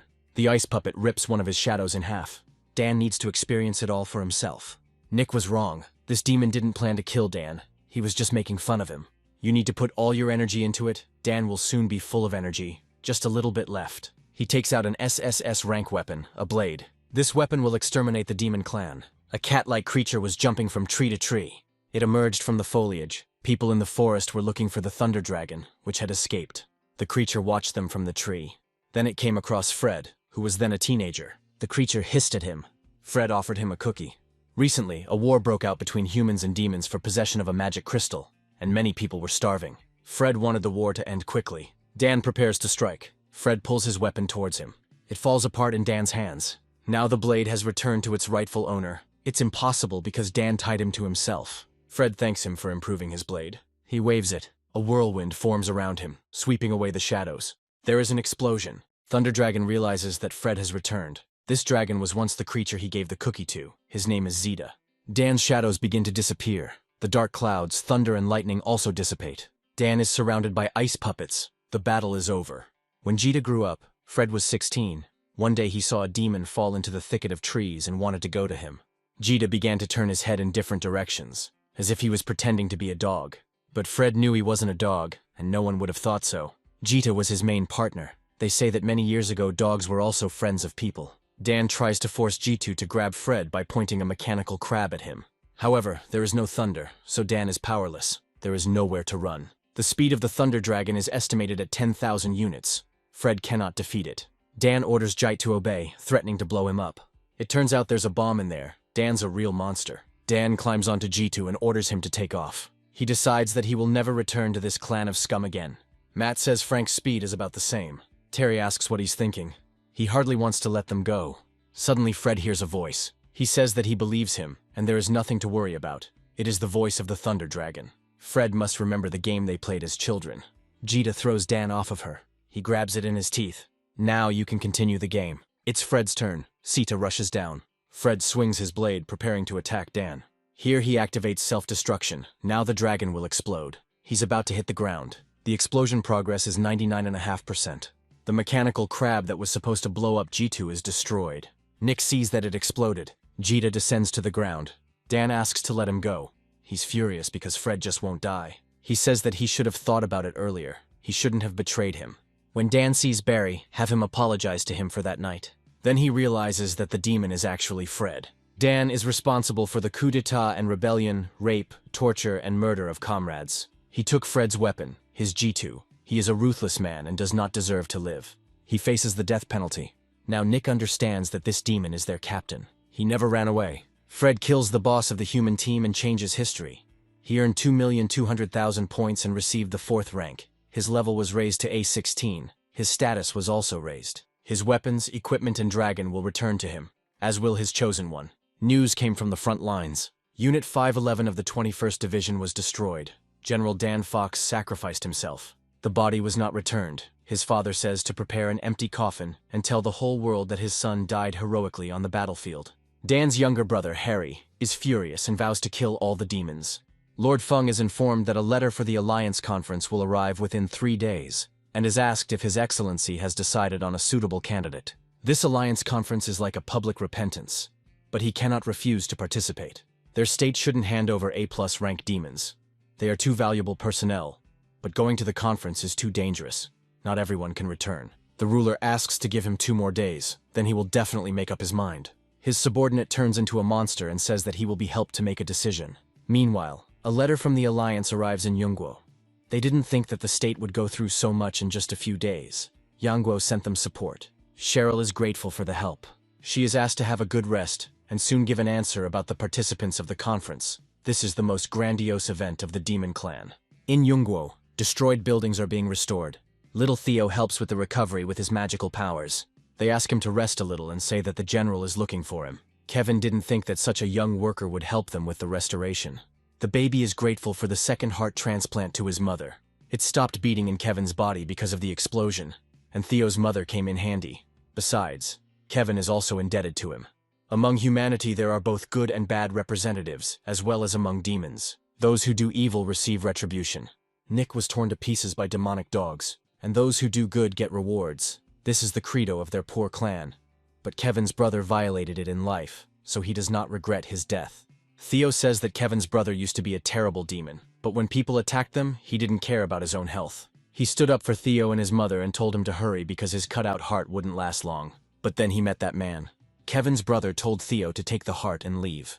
He stayed. Kevin's brother died for Theo and his mother. He is their savior. The magical element is the most important source of energy to protect the country in the past 200 years of Yungguo's existence. Currently, Jita is the most powerful demon. He is the hope of their clan. By unanimous decision of the 3 great generals, this thing can only be given to General Neumann. This item can advance him to S rank and help him gain extremely powerful skills. Fred says to save the element. It's worth using it to restore Yungguo. He is going to leave the state. If things continue like this, no one will be able to kill him. He must return to the people as soon as possible, otherwise they will begin to suffer from such changes. Fred cannot imagine how his fiancée is now. He belongs to the human race, and they belong to the demonic race. They should have nothing in common. Fred wants to become human after death, and demons won't help him with this. Here Jita tells him that Sharon is safe. He will stay with him. Jita asks where he wants to go. Fred flies away on the dragon's back. Terry asks her father if he knows when the second prosthesis will be delivered. General Neil says this is the 3rd time he has asked this question today. Terry tells him to rest. Since he first saw Frank, the demonic world had changed. I should have realized long ago that he is not a demon. Unfortunately, he is a dead man. No matter how many times Fred asks the system, the answer is the same. He will only turn back into a human if he dies. Suicide does not count. Dying is not easy, especially with his tendency to regenerate. If he finds another S-rank demon lord, he might be able to die. But before he saw the lord only in the tower, and it was only once. Fred asks Zitu to come up with a way to kill him. The dragon says he's a contract creature, so it seems a little weird to help Fred figure out how to die. Here, a rock breaks off from the mountainside right above Fred. He's about to fall on him. However, Jita manages to destroy it. He wanted to protect Fred from danger. He says he should control himself. There is no need to protect him. Only now did Jita realize that Fred was going to die. A bear comes out of the thicket and wants to attack him. However, Jita kills him. He asks for forgiveness. Fred says everything is fine. At night, he cooked bear meat. He offers Jite something to eat. At dawn, they will head west and try to find another magic tower. Jita says that the target is unclear. Even if there is a magic tower in the west, it is not a fact that there will be an S-rank overlord there. But it just so happens that people live in the west, so Fred has no other choice. Jita says that someone is coming. He left without even saying goodbye. Terry asks why the hero leaves when Yungguo is throwing a celebratory banquet. Then Fred asks why Terry doesn't celebrate. Terry asks who he is and why he has come to see them. Jita senses that Terry is angry, but clearly does not want to kill Fred. He asks how he is connected to those people and why he knows so much, including this dragon and the weapon. Fred says he is human, and unfortunately Terry can't kill him, but it would be very nice. It turns out that all this time he was trying to die, and not saving Terry. He saved his father and him in the dungeon. Even during the battle with people he did not run away. It turns out that all this time he intended to die. Terry asks why. If Fred dies, he will be reborn as a human. He was originally from the human race, and then by mistake he ended up in the body of a demon. He must die to return to his previous state. Terry asks why he killed his comrades then.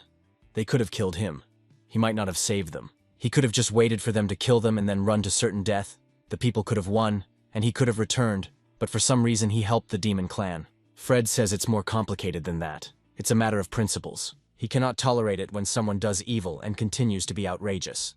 Terry removes his hand from his throat. The human race invaded their territory, causing them to lose lives, and it was the human race that killed Terry's mother. He hates people, they should die, and Fred too, but Terry hoped that he would still turn out to be a demon. Jita feels that Terry is in a lot of pain right now. Fred says it's time for him to go. He doesn't want to interfere with demons. He and Terry are not friends. He says that in a week, there will be an alliance meeting. This is the most important event in which 16 countries of the demon race take part. There will be a tournament. Each country will need 2 demons. The strongest ones will be there, and even an S-rank demon. Here Fred turns around. If he wants to die, this is the best chance he could get. Although Yunguo has no enemies, his opponents should not be underestimated. In the tournament, you can kill, because they have to prove their desire. Jita knows that Terry is telling the truth. His eyes do not lie. But the dragon senses something. Yunguo must win this competition. No one wants to lose. Terry offers to perform together. If Fred helps him, he will help him die. The Demon Lord is not so easy to kill. Terry needs to think of something. Fred agrees. The Demon Alliance is a united empire consisting of 18 major and minor kingdoms. It is said that the power of the world comes from the 10 mysterious regions, and the current demon clan owns the second region. The Alliance Conference was held with 2 main purposes. Firstly, the leaders of all countries were called to a joint meeting to discuss strategies for future development and unite the remaining demons. Secondly, to elect the next leader of the Alliance, the election method is to hold a competitive competition every 3 years. And this is the best option for elections. In a world where strength is of paramount importance, it is extremely important to identify a strong leader. However, nowadays it has become a platform for demonstrating one's power. The so-called alliance of 18 countries has actually been recalculating its own interests for a long time, and there is no so-called unity and peace in it. In order to win, they will do their utmost and send out the most ferocious demon generals. Of the 36 participants in the last competition, only 5 survived.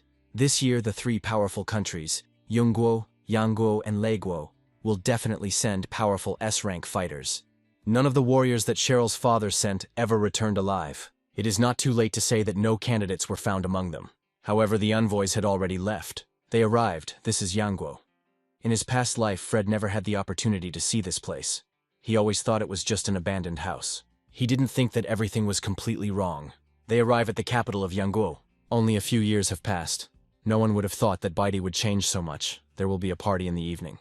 Fred had never seen so much fruit. It seemed like the people had seen nothing at all. Terry had already forgotten that Fred would have to be killed. He has only seen this type of melon with black stripes on a green background in books.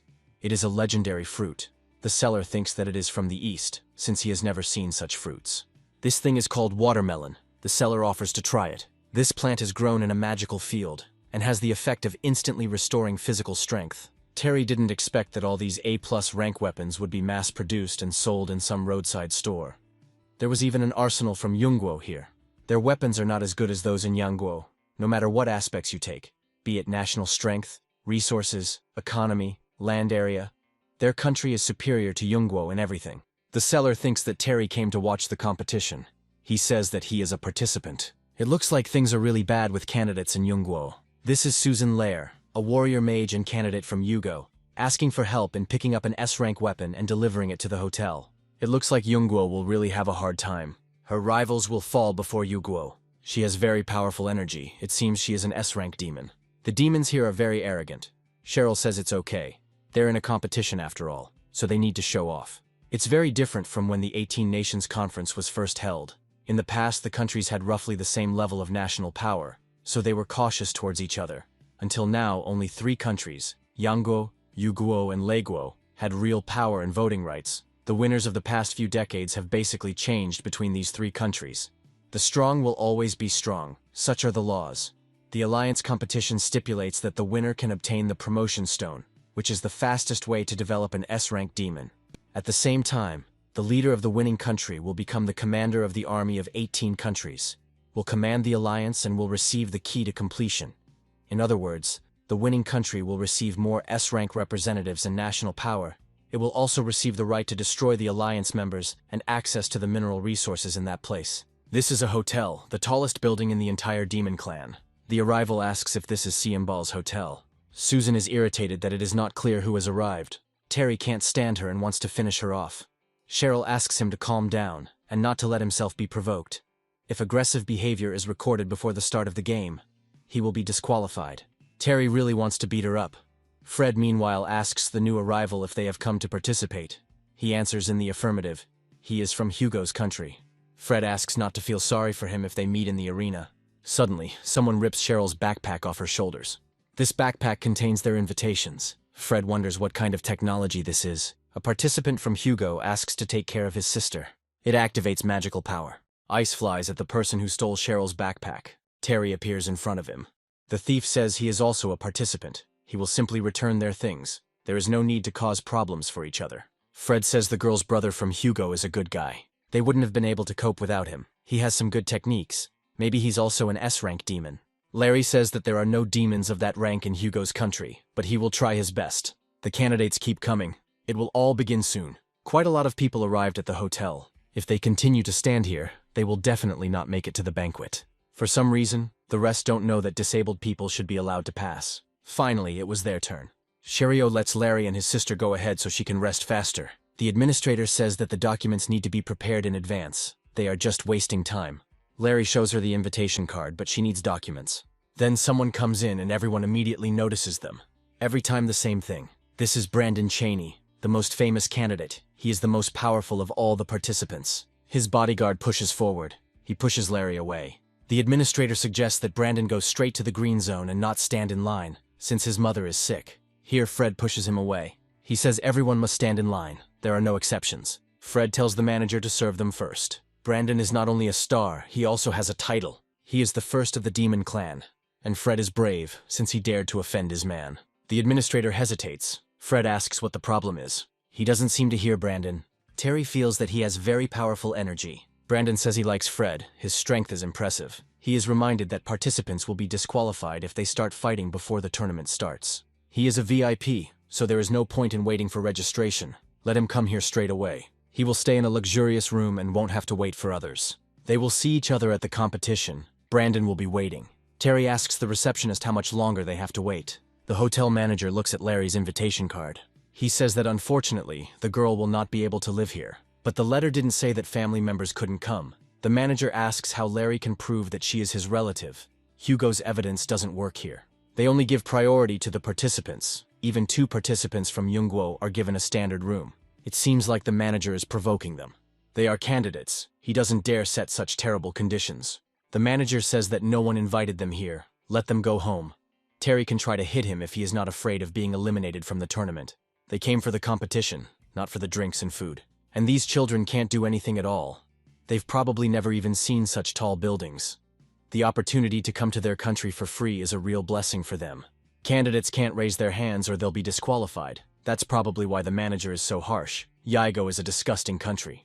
If it weren't for the tournament, Terry would never have gotten here. It's high time to kick the Yungguo and Hugo countries out of the alliance. Terry loses his temper and attacks the manager. Then Cheryl attacks him. She is not a candidate. She is the ruler of Yungguo. She is also the successor to Liam Rice, the first leader of the 18-nation alliance, and she has every right to kill the manager. When the demons first gathered, they agreed that the 18 countries should unite.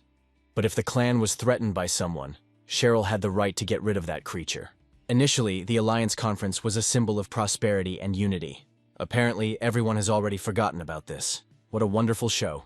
The manager asks the hotel owner to save him. Henry Stone apologizes and says they were overlooked. So, this is who is the boss here. The hotel staff is so-so. You won't get far with subordinates like that. Henry agreed. They were useless. But they didn't have that many rooms. The luxury apartments were booked in advance, so there was no need to get excited. To express his apology, he will give them the keys to the presidential suite. Larry and his sister can stay in Henry's private suite on the roof, while he himself will live in a bungalow on the outskirts.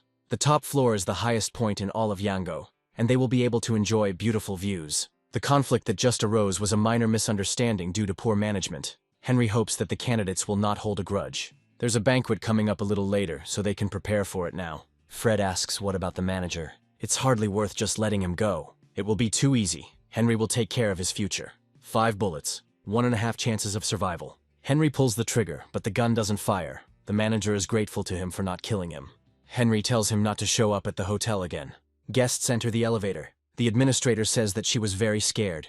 It's good that Henry arrived in time. Some of them surprised him, but they resolved the conflict quite quickly.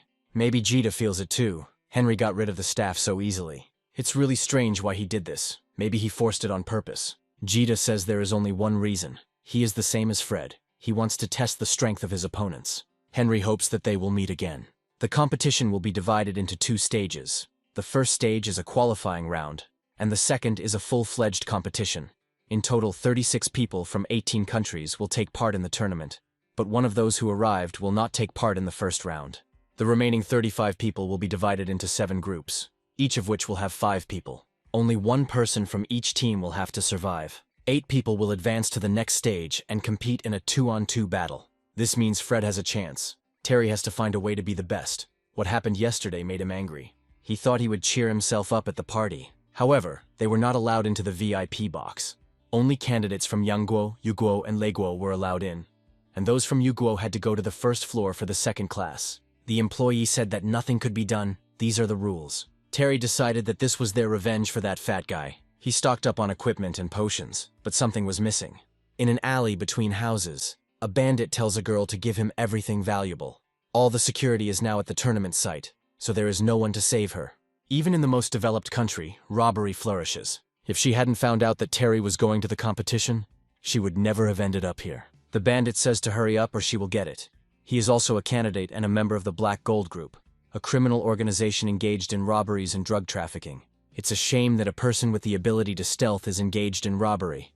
It will simply finish him off.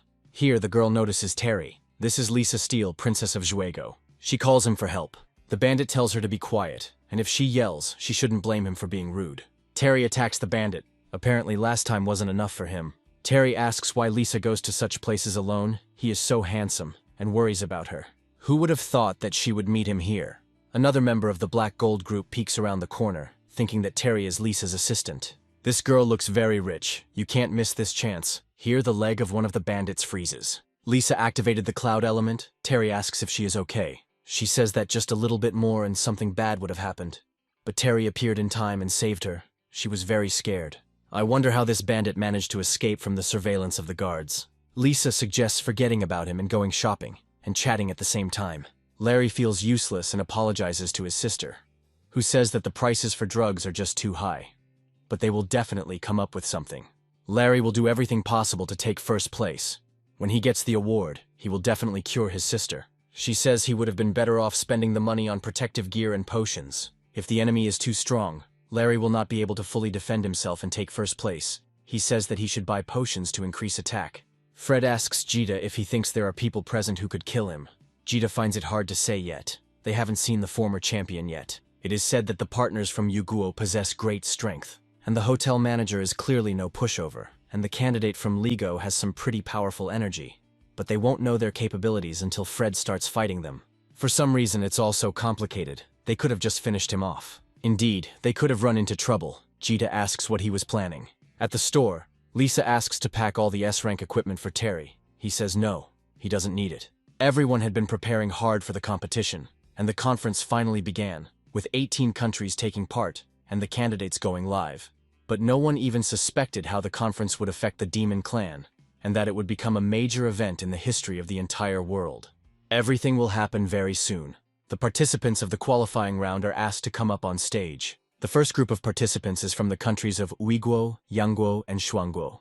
On the stage, the most famous strong player is Sam Harper from Yangguo. He has the best defense. At the very first game, one of the representatives of Yangguo, soon the world will learn about their power. That's for sure. No one can compete with them.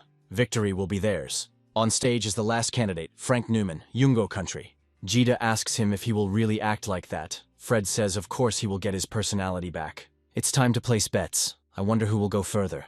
The competition is about to begin, so don't delay with your bets. Among the participants, Hank Lee, the real pride, one of those present, believes that his chances of winning are small. He doubts that he will make the right bets. Almost everyone is betting on Hank Lee to win. But with such a candidate, No one will bet on anyone else. His strength is known to everyone, especially in the country of Yungguo. Maybe it was worth betting on Frank Neumann. Henry says he's betting 5 million on him. They ask him why he came. Henry says he's behind schedule, and since that's the case, we can discuss entertainment. That's what he's all about. He should prepare himself. He says he doesn't intend to end it all quickly. He wants to see Frank perform in person. All participants are in their places. The competition is about to begin. 3 countries began to actively fight against each other. Among them, Hank Lee, an S-rank demon, stands out. He wasn't hurt by the attack. That's impossible. Anyone would have had wounds. Everything is going as expected. The weak unite to defeat the strong, thereby increasing their chances of victory. But if they still can't penetrate the armor, then it's a waste of energy. I wonder what Frank is up to. The warm-up is over. Terry hopes he won't do anything weird. Let everyone see its possibilities. Fred asks the others why they are not doing anything, and wants them all to come here. Jita appears above the arena. Fred tells Hank Lee to activate his highest level of defense. He is indignant. How dare he give him orders? It's time for Hank to taste the blow of Fred's blade. He breaks through his defense, which no one could break through. The impact split the arena in half. Hank has serious damage and bleeding. His defense is at 0. His armor is deactivated. Just now, the participant from Yungguo defeated 3 opponents with 1 blow, leaving only 2 left. Fred prepares to use full force. Hank says he gives up. It's unbelievable. He couldn't do something like that. That guy's blade had too much pressure. Even the live broadcast was cut off, but it was unthinkable that Hank Lee would give up in the first battle. Frank's weapon ignores any armor, causing colossal damage, the first time Hank sees something like this. If he hits with full force, the room will be destroyed. The first competition is over, and they have their first winner, Frank Neumann from Yungguo country. It is unclear where he got such a powerful weapon and such strength. It is not at all like that of other A-rank representatives. His performance is not over yet. Fred asks to be heard. The countries of Yangguo, Yugguo, and Leguo are pathetic scum. Let them show the true S-rank candidates already. Now Terry understands what Fred is up to. He says that the first place will belong to him. He is the strongest in the demon clan. But if any of them don't think so, he welcomes them with joy. This is their general from Yungguo. They finally saw a candidate from their country. They didn't expect anything else from General Neumann. They survived only because of him. General Neumann's appearance in Yungguo changed a lot, and the state was excited by his stunning performance. Brandon Chaney from Lago takes the stage. He rushes into attack. No one will take first place from him. Many of the female viewers are in love with him. It was because of faces like these that they never hoped for Yungguo's victory. But now they have General Neumann and Terry. There is still hope. Soon Yungguo will regain its former power. Terry will appear in the 3rd round. Frank's performance gave their country a special place, and perhaps everyone will now target Alan Gray of Zaiguo. This Alan Gray has the highest level. As long as Terry keeps an eye on his actions, everything will be fine. In total, 7 rounds were held during the entire selection round. In the table of participants only in this round, there was no representative of the S-rank demon clan. Among the A+ rank demons, Terry has no opponents. Terry is the best. He is a winner. He will be able to take first place. Lisa believes in him. It seems that it is Princess Shueguo who for some reason does not support her country. The competition begins. The other members intend to kill Terry. The second general from Yungguo is also very powerful. He is alone against everyone. On the other side of the field, Alan Gray chopped off the head of Norman Smith. There are only 2 candidates left on the field. And Alan is strong. I can't even believe that he's a rank. He survived several wars with the human race. But Terry also became much stronger. He killed Alan with 1 blow. The battle was over. It's over. Terry would have been able to handle him even if he was an S-rank demon. Suddenly a thorn pierces him. The competition continues, and Norman Smith, who was decapitated, appears to have survived. It's unclear how he can fight without a head. There's something wrong with him. Terry can't lose at this stage. He thinks Norman is finished. However, his body recovered. He uses Terry's skill. His wound was serious, but somehow he was still just as powerful. Fred yells to Terry that something is wrong with Norman. There is some strange energy in his body. Terry must surrender, but he's not going to back down that easily. In any case, he doesn't want to experience the powerlessness he felt that day again. He won't allow anyone to hurt his father and the Yungguo people again. In the future, only Terry will protect him. So he must become stronger. Number 1, the best, an S-rank demon, or die. However, Norman is not going to lose either. Terry activates the Demon Lord's Dragon Breath. After Yungguo's candidates, there will be nothing left of the arena. But it worked. Most of Norman's body was torn off. There is something there, though. The body is restored, a state of weakness is imposed. Things are bad. Norman's body was fully restored. He uses the Demon Lord's Dragon Breath. Now this is the end for Terry. Lisa is trying to bring him to his senses. Fortunately, at the last moment he passed the zone of maximum damage, but still fell under the residual effect. Fred orders Terry to be taken to the medical office quickly, and the candidate from Feng turned out to be problematic. He was beheaded and a parasite entered his body. Then he took on the form of Norman. The parasite also entered the ruler of Feng. They will be great helpers. After the tournament, Norman's double reported that they had completed the first task. Excellent, they should take first place. In the 4th round, Susan Lair from Yugo wins. Henry Stone from Yango wins in the 5th round. Round 6 participants are invited. Another candidate from Ligo, Jasmine, has arrived. It's strange that Brandon has never heard of her. Something happened to Fred when he was a child. He was injured. He was found by people who had no bad intentions. Fred didn't remember anything and didn't know how he ended up there. He knew only his name. Fred asked the girl how she ended up there and what her name was. She said that she had run away and that her name was Jasmine. They called her a princess and asked her to come back, saying that her mother was worried. When Fred and Sharon were teenagers, they wanted to get to a party without being found out. We must not forget that they use different names. Whenever Sharon secretly left the capital, she called herself Jasmine. Her skill is to attack from a distance. She has the skill of cloud singing. It spreads to a certain distance, and everyone around will feel pain. It turns out that Jasmine is a singing demon. It is very rare to see someone with such a powerful power. It's impossible. Even her skills are similar to Sharon's. However, this is not singing. Jasmine is an elemental mage and she knocks everyone down. She won. Cloud Singer, Blossom Mage, even the specializations. She has exactly the same skills as Sharon. These are incredible coincidences. If this is Sharon, then it is unclear why she looks like this and how she became a demon. Fred jumps up from his seat and runs as fast as he can. He calls Sharon. It's possible that she also ended up in the demon's body, but that can't be true. If it's really her, she has no business here. Jita says she's very similar to Princess Lamb. Only the energy is different. Jasmine hid from Fred. It's too early to open yet. First, she needs to finish her business, because it was at this time that the most sinister clan in history appeared and took the leading position. The clan of demons fell under their control, and it is in these days that a turning point in history will come. Sharon must stop Norman from taking first place, and Fred must become king. Their opponents are very powerful, but if they open up now, the consequences could be irreversible. Let Fred wait a little. She will tell him everything soon. After his rebirth, the world underwent some changes.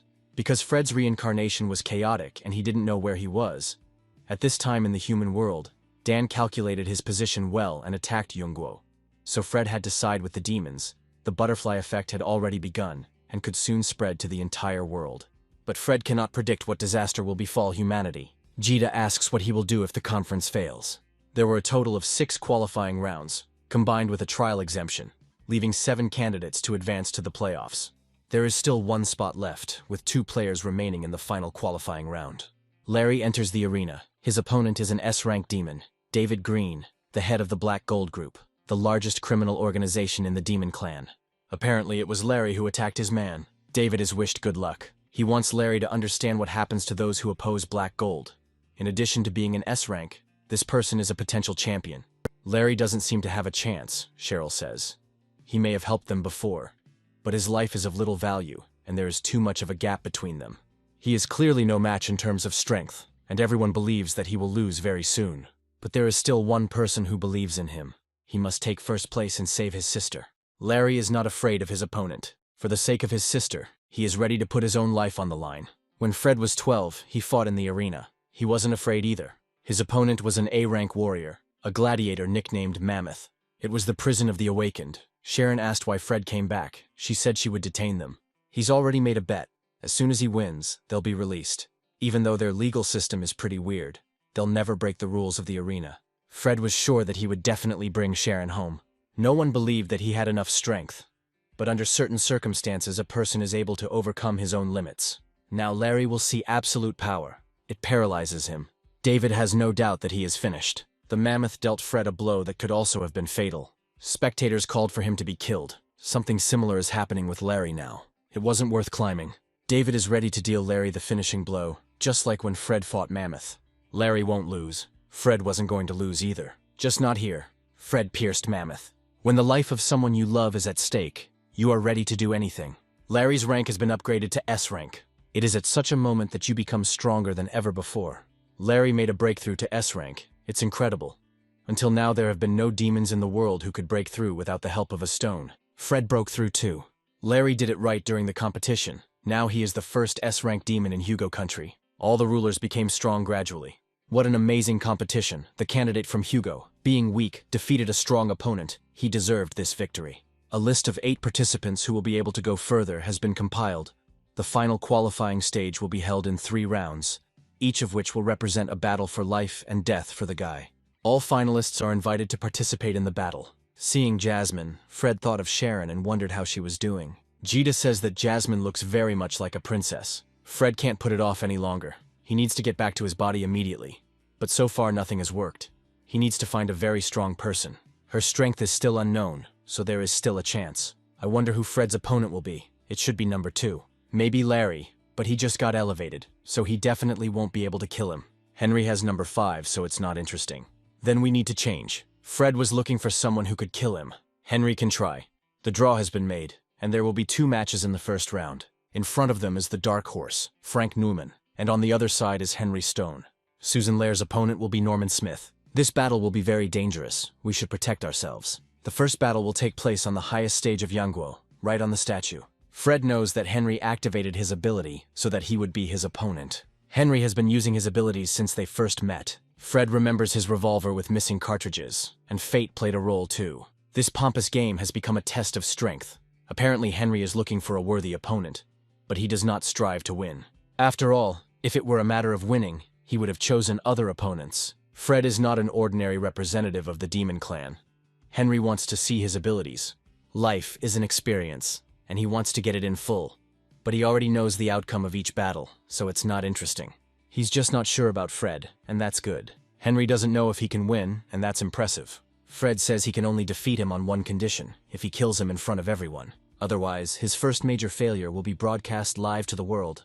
Henry says he won't lose because there's no such word in his future. Fred asks him to begin. Henry sees 4 outcomes. No matter the ending, he still loses. This is the first time this has happened to him. There are 16 options to try. But that's not it. 26 is better. Again, not that. Then 97, but that doesn't work either. 112, 191, 256. Henry lost in all the options. Fred defeated him every time, something that never happened with other S-rank demons. Henry had heard several legends that this world had the ability to become immortal, the so-called bug. But even an S-rank demon was not omnipotent. Even if he uses all his power, Norman can instantly recover. He simply cannot be killed. This is a monster. Susan has no chance of winning. Norman's arm instantly heals. At that time, this guy from Yungguo already knew that he couldn't be killed, but he still fought to the end. Susan says she gives up. It seems that Henry also does not have enough strength to kill Fred. Then all that remains for him is to defeat him and call the one who is stronger. After 16 years, Henry never lost. I wonder if there will ever be a second person who can defeat him. But he promised himself that he would never lose to anyone again. Henry offers to gamble for life, moving the constellations, converting potential power and body power into probability. The probability value is greatly increased. The final S-level technique, Death Domain, is activated. This technique Henry only used once.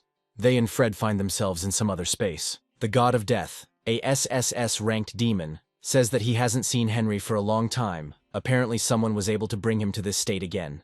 The demon asks if he is ready to put his own life on the line. Fred hasn't been in such a space for a long time. Henry's abilities are very interesting.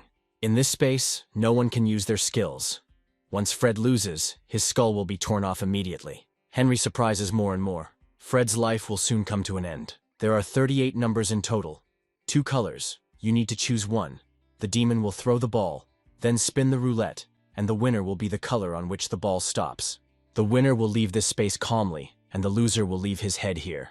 Henry chooses black because it is his lucky color. Then Fred has red. Henry wants to activate the power field. He will pay 36 years of life for 18 numbers. Apparently, he is afraid to die. The God of Death agrees to fulfill his wish. Fred isn't sure that's possible. Thus Henry received 37 numbers, and Fred only 1. He offers to take the remaining number. Henry says that you can buy a maximum of 18, which is quite enough for now. The game of life bets begins. The God of Death wants to hear the sound of breaking bones. Fred has only 1 cell, while Henry has 37, and he also has a very high luck stat. This time Fred will definitely die. They say that the game of roulette has existed since the past era, and is widely spread among demons. It's a game of luck and chance, and has nothing to do with strength. The ball lands on red. Henry's chance of winning was 97%. and even all the numbers were converted to bring the chance up to 8,000. It turns out that Fred's chance value is even higher. The god of death had never seen anything like it either. Fred's chance value is too high to be scanned. This is a numerical value that every awakened person has at the moment of awakening. Hostile demons also have this data. The chance value usually affects evasion, ability unlock rate, critical hit rate, skill use rate, high-quality item synthesis rate, and so on. As the value increases, people's luck in life will also change for the better. So that's why Fred can't die, just because it's luck. If it's because this body was born with such a high chance value, then it's unclear why the previous owner died, allowing Fred to be reborn and move into his body. Everything that happened before is really strange. As long as he has even the slightest chance to survive, he will be immortal. Fred is perhaps one of the main bugs that affects the world. Henry is ready to admit his defeat. Let the god of death take his head. Even if one can clearly see the future, it is impossible to walk one's life path correctly. He has been gambling for more than 10 years, won the whole world, but having lost twice, he loses everything. Such is his fate. It seems he won't be able to fulfill his promise. Destiny and will are predetermined. We need to decide everything here and now. Fred begins to wield the blade. If he has even the slightest chance of surviving, he will be immortal. Then he will deprive himself of this chance. Only the two of them know about this game, and the outcome will be whatever they decide. The god of death asks what this means. Fred tells him to look at the roulette. It's clear that Henry has won. Fred spun the roulette wheel without permission. It is against the law of heaven. He says his fate is in his own hands. The god of death can kill him, or let him fight. It's unclear what Fred is even thinking. Anyone who enters the death space will turn into an ordinary person, losing all strength. Since he is so eager to die, the god of death will do as he wants. The ignore effect is activated. Life is being restored. The rollback skill is activated. The god of death knows this skill very well. It seems that Fred inherited the power of a demon lord. The death god was his contract demon and never broke the contract, so his space cannot limit his lord's power. Ever since he died, the god of death has sealed himself in this space. He waited for his master for hundreds of years and would like to continue serving him. Henry didn't expect Fred to have such a history. In any case, death obeys him, so Henry has nothing to fear. He surrenders. He wondered what Fred would look like when he showed his full power. Henry gave up in the first round. It is not clear what happened. They just stood and looked at each other for several minutes.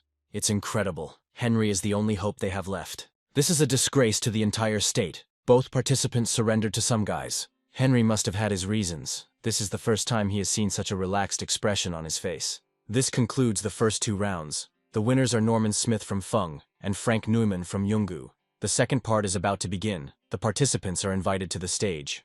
Lisa sees that Susan Lair from Yuguo is also in the hospital. Terry lost too. She would have definitely won if she had been given a second chance. He knows that Susan is proud. From the very beginning, everyone considered her a shining star. She had no equal. But the same can be said about him. Surrender is a sign of wisdom. This sinister energy of Norman's does not seem demonic. An emergency is declared. 2 participants of the third round, Jasmine and Larry Fox, are missing. 2 hours ago, Larry's sister went to the toilet alone. Someone offered to help her. Larry was determined to win. He had to take first place and cure Laura. Then he noticed that she had not come out of the toilet for a very long time. Her wheelchair was lying near the booths. She was kidnapped. The car pulled up to the building, where it was met by the double of the ruler of Fung. This time the girl is okay. It's a good product. She brought him so much goods, it would be good to give her a bonus. The double says he will check the goods first. He opens the back and finds it empty. It's impossible. She gave her sleeping pills. Besides, she is disabled and couldn't leave on her own. She knows how angry the Fengguo ruler's double can get. The woman says that she will go look for her. She definitely won't run far. However, his trust is already lost. He blows off a woman's head. Laura can move around using a stick. It's good that she managed to hold her breath. So she managed to wake up early. She comes to the place where those infected with parasites gather. Norman says their congregation has changed. Someone has already noticed, so they need to start acting sooner. There's something wrong with these demons. They're all like possessed. Perhaps they first trade bodies and then brainwash. Although brainwashing cannot work so quickly and thoroughly, it is not clear what kind of technique this is. They all look possessed. It is very scary. That girl from the hotel is here too. She has changed a lot. Suddenly someone comes up to Laura from behind and asks what she is doing here. This is one of the infected. He says the owner is just holding a meeting with them. It looks like Laura is not one of them. A parasite emerges from his body. He says that the master gave him another task. The infected one leaves. They don't seem to know their comrades by sight at all. We need to get out of here immediately. These guys are clearly not demons. Something strange has possessed them. The man standing in the middle is a competitor. They could be dangerous. We need to tell Larry about this immediately. Although Laura doesn't know what this place is, if she just goes to the tall buildings, she can return to the hotel. Someone is looking at her from the bushes. It's the woman's double, and she comes up to Laura and says that they've met again. So she thought she could escape. A parasite comes out of a woman's body. He's going to attack Laura. However, someone shoots at him. This is Larry. Laura wonders how he got here. There is no need to be afraid. He is near. Other infected appear here. There are a lot of them. Norman says it's a good body. Larry charges in. There is an explosion. The bodies of the infected are destroyed. It would seem that they are finished. However, their bodies recovered. They have the ability to revive, and there is clearly some connection between them. Larry uses the cloud technique. It seems like something is moving in their bodies. It looks like some kind of insect that Larry has never seen before. The actions of these guys are very coordinated. It's a lot like a collective brain. They have a very strict hierarchy, so you need to figure out who is in charge. Everyone listens only to him. Larry flies into the air, preparing to attack Norman. He uses the highest level S-rank skill, Ice Element, Comet. Concentrated cold energy causes tremors inside all bones, depriving mobility. As a result, Norman ends up frozen. Then the rest stop working. They are indeed connected like mother and larvae. Inside this person is the mother bug. The rest are obliged to obey his commands. Therefore, if this person is destroyed, the rest will not be able to act. Larry has exceeded the power of the consumed energy. This is the first time he uses this S-rank skill. It's not for nothing that Laura is his sister. She is very capable. Suddenly, a parasite's tentacle pierces her. This is a double of the woman who kidnapped her. Then a double of the ruler of Fung appears. Laura and Larry are very smart, but the level 1 mother bug is unstoppable. The double activates control of the ice element, ice shackles. The parasite's claw grabs Larry by the throat. This is Norman. Larry looks at Laura, who is lying on the ground. Looks like it's all over. Then a green flash appears from somewhere. She pierces the tentacle that Norman is holding Larry with. Laura was affected by the recovery skill. She was saved by Jasmine. She asks if everything is okay with her. They wait for quite a long time, but 2 participants of the 3rd round, Jasmine and Larry Fox, never showed up. They are forced to regretfully announce that these 2 are eliminated. The rest go to the final. This is quite an interesting place for the competition. They chose the 2nd district. Everyone wants to get here. They say that this is where the source of magic is. If they can capture these lands, all power will be in their hands. Brandon's rival says he doesn't have a chance. He is just the champion of the last tournament, and she will take the championship this year. Immediately after appearing, the candidate from Lego launched his killer technique, but the opponent does not retreat and counterattacks. It's amazing. They are holding each other back so fiercely. It's understandable. They are both S-rank, so their strength is almost the same. The element of fire will fight with the element of electricity. The element of cloud will be directed against fire. The element of flowers will fight with the element of star, and electricity will go against flowers.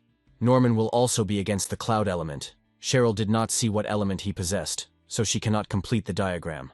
Terry appears and says that Norman has the element of the star, but the source of the power does not come from him. It's unlikely that Terry recovered so quickly. He says that men look good with scars, and these are just minor scratches. Terry asks Fred if he can beat Norman. He says it seems like Terry has forgotten why Fred is here. Jita hasn't felt Norman's energy for a long time. Fred has a feeling that something is about to happen. Changes are about to come. Meanwhile, Jasmine entangled all the infected that attacked Laura and Larry with giant stems. Laura asks Jasmine how she ended up there, and she says she just decided to follow Norman. Now everything is clear to her. They were all demons, but their bodies were taken over by the evil race, and now they are all its representatives. Laura wonders how the evil race ended up in Yangguo. According to the predictions, this race will take first place in the tournament. They will discuss the rest later. We need to deal with them. Don't underestimate the evil race. No one can stop them. Parasites emerge from the bodies of Norman and the ruler of Fung. It's good that there are 2 of them here. We can kill them right away. Larry says he'll help. He launches ice arrows at the parasites. However, these guys recover too quickly. Jasmine charges in. She has been using too much energy lately. Her body can't cope. She won't be able to get rid of it completely. She uses all her strength. Flower control technique activated, transforming bloom, throwing out pollen, and attracting parasites. As soon as they leave their bodies, Jasmine will kill them immediately. Time is short. We need to hurry. Larry activates cloud resonance. Parasites begin to emerge from bodies under the influence of Jasmine's skill. Then Larry attacks them. 2 parasites are dealt with. Laura sees that something is wrong with Jasmine. It seemed like there was less time left than she thought. She asks Larry and Laura to come over. She needs to tell them something. At the moment, in the arena, the participant from the U country is showing the strong combat power of the current champion, although the participant from the Lei country is suppressed by the power of the elements. But he shows extremely strong mobility. It is not for nothing that this round is recognized as an early final. In any case, she is just a girl from the U country. She can only do elemental suppression, but Brandon will step over even a girl for his goal. He will give it his all. Brandon creates ice copies of himself. They surround Yan. Brandon thinks she won't guess where the real him is, so that's all he can do. Yan destroys his copies. So, she also has 2 elements. She just hit it. Yan says Brandon made her show her power. This participant will not pass. There is an explosion, and Brandon hits the ground with all his might. The winner of this competition is Yan from the country of Yu. Brandon's mother orders him to be lifted quickly onto a stretcher. She will not forgive the country of Yu for this. It is clear that Yan was hiding her strength. It is unknown how strong it is. It's incredible how she managed to finish off Brandon so quickly. Her strength is amazing. Last time Yan, at the age of 14, became the youngest demon to make it all the way to the finals, to face the most ferocious warrior of the demon race. She finished the battle in just 2 minutes, the fastest finish in history, but everyone watching knew that Yan hadn't given it her all. Perhaps no one knows how strong she is. Her hands have changed, it looks familiar. Frank is next, so he has to be careful. Norman is very dangerous. Susan says Frank has no choice but to defeat him. Breaking news. Candidate Norman Smith, who was scheduled to compete in the next round, will no longer be able to continue competing. His body was found by a patrol team on the Central Boulevard, and the cause of his death is currently being investigated.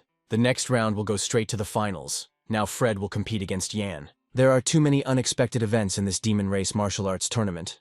The final will be held live, to ensure safety. Huge barriers will be set up in the stadium. Yan can instantly kill Fred. In other words, this is his last chance to be killed. Let Fred show the world his true strength. Under the watchful eyes of all the demon race, the battle is about to begin. Larry runs as fast as he can. He is not allowed into the arena. The final has already started, so he cannot enter. Larry brushes the guards aside, saying he has very important business. One of the guards, unaware that Larry is a participant, reports that someone has broken inside. Fred must wait for him. He must tell him what Jasmine was talking about. However, Larry is caught. He demands to let him go. It looks like he won't be able to convey to Fred what Sharon told him. It seems that Fred said that the demons from the U country are very weak. He says that is true. He asks if Yan is confident that she can win first place with her strength. Fred promised to lead everyone to victory and marry Sharon immediately upon his return. Sharon said she would wait for him. Unfortunately, he broke his promise. According to available information, Yan has dual element and possesses the power of demonic transformation. We need to find a way to make her use all her powers. Fred's recovery skill activates. After all, he is an A+ rank demon. But he has such power that even S rank demons don't always have it. It's no wonder he dared to challenge her. But it doesn't matter. After all, Yan is the most powerful demon. It can be seen that the current situation on the battlefield is one-sided. The player from Yungo does not even resist. It seems that the final will come sooner than expected. Yugo will win. Fred dared to underestimate their country. We need to get rid of him. Larry continues to resist and shout that he has important news. Susan did say that Yan has no equal. It seems Fred has made his decision.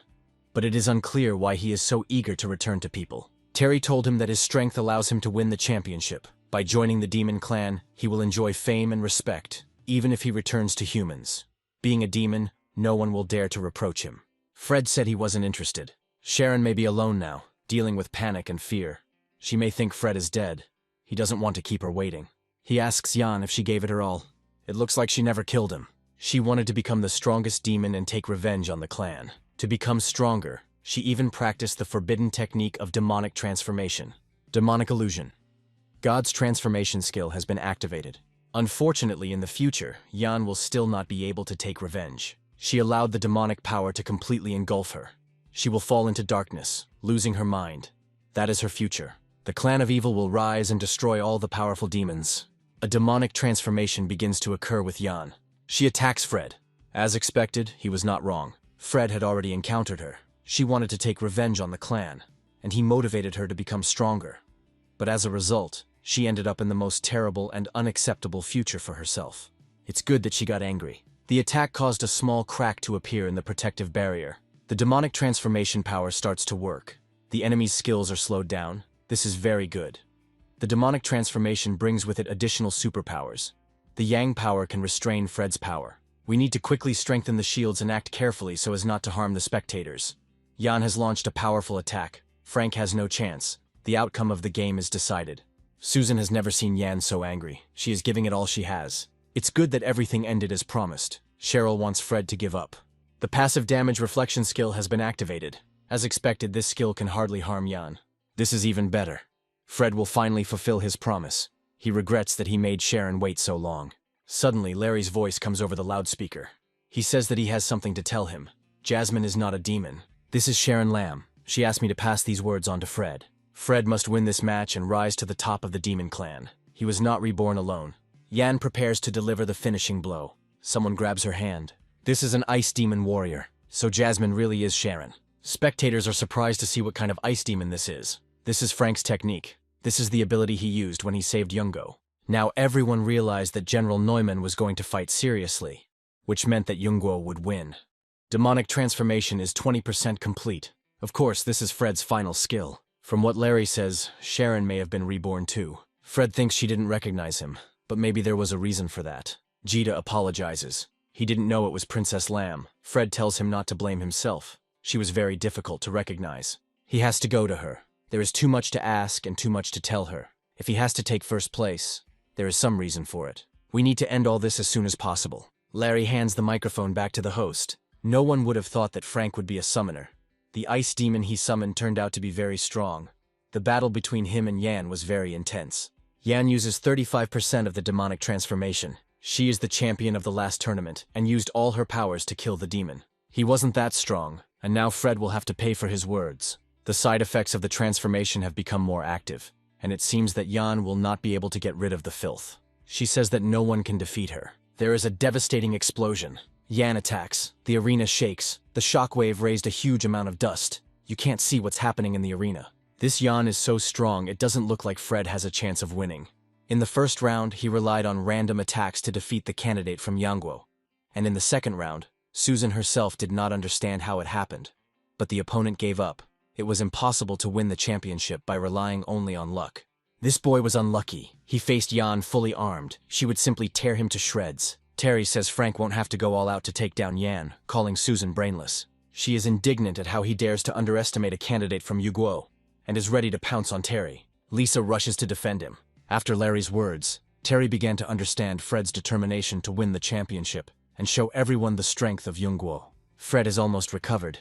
It looks like it will take a very strong blow to knock him down. Yan activates 80% of the demonic transformation. She is more than 50% engaged and intends to continue. Yan says that she must win. Even if she loses her mind, she will never give up. Her determination is strong, but to become stronger, you don't have to go down the path of darkness. Demonic transformation is 99% complete. No one can stop Yan. She will become champion again. Then it's time to finish. The attack comes from both sides. There is an incredibly powerful explosion. Almost the entire floor of the arena is broken. Yan loses his demonic armor. At that moment, she regained her sanity. Being the youngest, strongest demon, she used the demon armor and used all her power, but Frank easily defeated her. At that moment, Yan saw the true magnificence of the demon clan. Frank wins by a landslide. The champion of this tournament is Frank Newman from the country of Yangguo. The plan has changed. U country failed to obtain the champion title. The evil clan moves to Plan B. Larry brought the box that Sharon had given him. She is already waiting for Fred. With the help of this star, he will be transported to the world of people. Sharon is sitting on the swing. Finally, Fred won. He moved to the state of Shanhua. Fred meets Barry. He meets another Fred, the one he was 6 years ago. Barry reports that the weapons warehouse has been checked. Fred tells him to stay home. Tomorrow is Barry's son's birthday. He can handle the demons himself. This is the future, the day before Fred was reborn. Everything around starts to collapse. Sharon finally met Fred. He asks what's going on. This is the real future that Sharon got to see.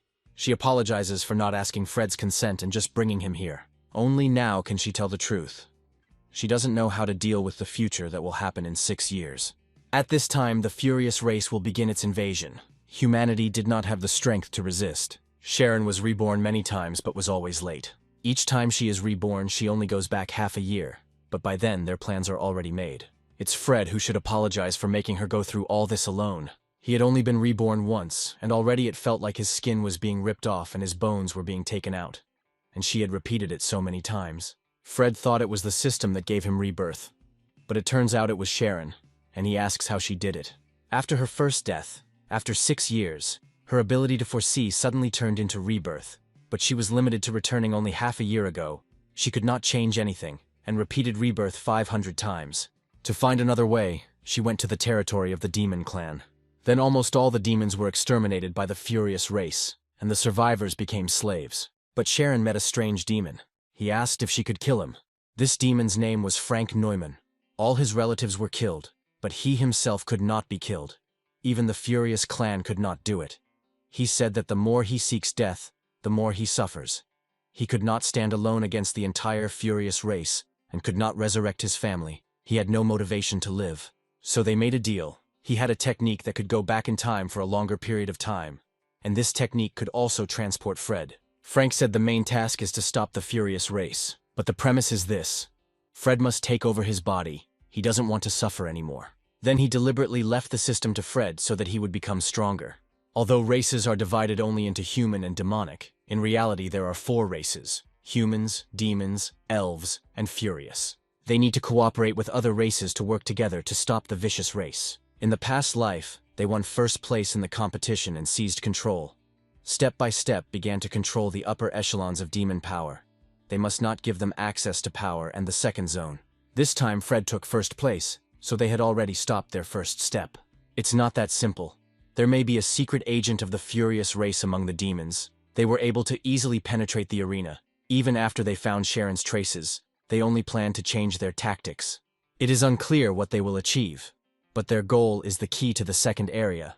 This will never change. The ceremony to hand over the treasure of the demon race, the key to the second area, begins. The host invites the previous champion, the representative of the Yugo Kingdom, Michael Neal, to the stage. Then the head of Yugo, Cheryl Rice, comes on stage. The audience admires that she is so young and already represents the country of champions. It is very inspiring. Almost a century has passed. Yungwo must finally be reborn. Michael Neal never thought that the key to the second area would soon be handed over in the hand of a woman. As if they didn't have men in Yungwo who could achieve this. Cheryl says that Michael's daughter is also an outstanding heroine. He used to fight with Cheryl's father on the battlefield to fight the enemy together. She always believed that a man like him, who had been through so much adversity, would not judge people superficially based on gender. The key to the second area is the treasure of the demon race. Even if you have to die, you can't let it get lost. Cheryl thanks Michael for the reminder and says she will keep the key. The host announces that the key transfer ceremony is officially complete. Then a blade plunges into him. This is a warrior of a fierce race. The furious ones attack the spectators. Terry prepares to defend Cheryl. The furious know that she has the key to the second area. Terry promises that Yungwo's troops will protect her. There must be chaos among the people. Dan has staged a military coup. When Sharon first returned, her body was very weak. She can't use her full power, and she doesn't have time to stop Dan.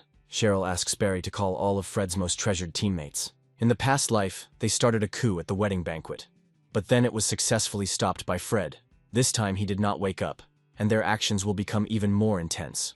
Therefore, Sharon used her power in advance to create puppets of Fred's most trusted comrades. The flower limit skill, Soul of Lies, draws a dagger, summons puppet clones, allowing the liar to be easily deceived. All the puppets who participated in the banquet and were killed simply learned the behavior of those who killed them. They will protect Sharon and Fred's body and leave the base in advance. Dan's army's target for attack is Yungwo, which is the country where Frank Neumann is located. So Sharon left Fred's equipment and allowed Dan to leave with it. As soon as Fred encounters him, he will definitely take his weapon. It's good that everything is going according to plan, so Barry and the others are still alive. However, Fred is worried about Sharon. The ability to copy is very draining on mental energy, and besides, she copied so many people at once. Sharon tells him not to worry, they are safe now. While copying that girl from the demon race, her strength was greatly restored, so more strength and energy was invested. She originally planned to defeat Norman with her own strength to stop the operations of the furious race. And then she saw Fred at the competition, and she doesn't know why. But her original plan changed, so she decided to put all her hopes on him. She defeated Norman and the others, but after exhausting her powers, the copied body had to disappear. She did not have time to find who was behind the scenes of the violent race that invaded the bodies. There was very little information. This time, the time for the re-time travel is too long, and Sharon's ability to reincarnate is completely lost. This is their last chance. She can rely on Fred. He will not allow the furious race to get the key to the second area under any circumstances. Fred will deal with them. They haven't walked for so long, they really want to continue the walk. But unfortunately, this world will not last long. As soon as Fred defeats the furious race, he will immediately go looking for Sharon. She will take care of his body, waiting for his return. In the arena in Yango, they fight with warriors of the fierce race. They held such a large event, but they did not prepare for the defense. It is Michael's fault. He says not to protect him. They came for the key. We need to protect the lady. Yango's army commander, Sam Chaney, says it's their army's fault for not providing enough protection. A giant shadow suddenly appears from under the feet of Sam, Michael, and Cheryl. Tentacles emerge from it and grab Sam. This is a star warrior of a fierce race, a star mage with a shadow ability. Sam feels himself being sucked in. The furious rush towards Cheryl. They know she has the key. Terry attacks the furious one who has already gotten close to her. It looks like these guys can transform into elements. When they attack, they turn into shadows. Terry can't attack them, unlike them. He is entangled in tentacles. The body has not fully recovered, and currently the strongest power of the demonic clan is wounded and exhausted. They say the tournament attracted the strongest demons of the clan.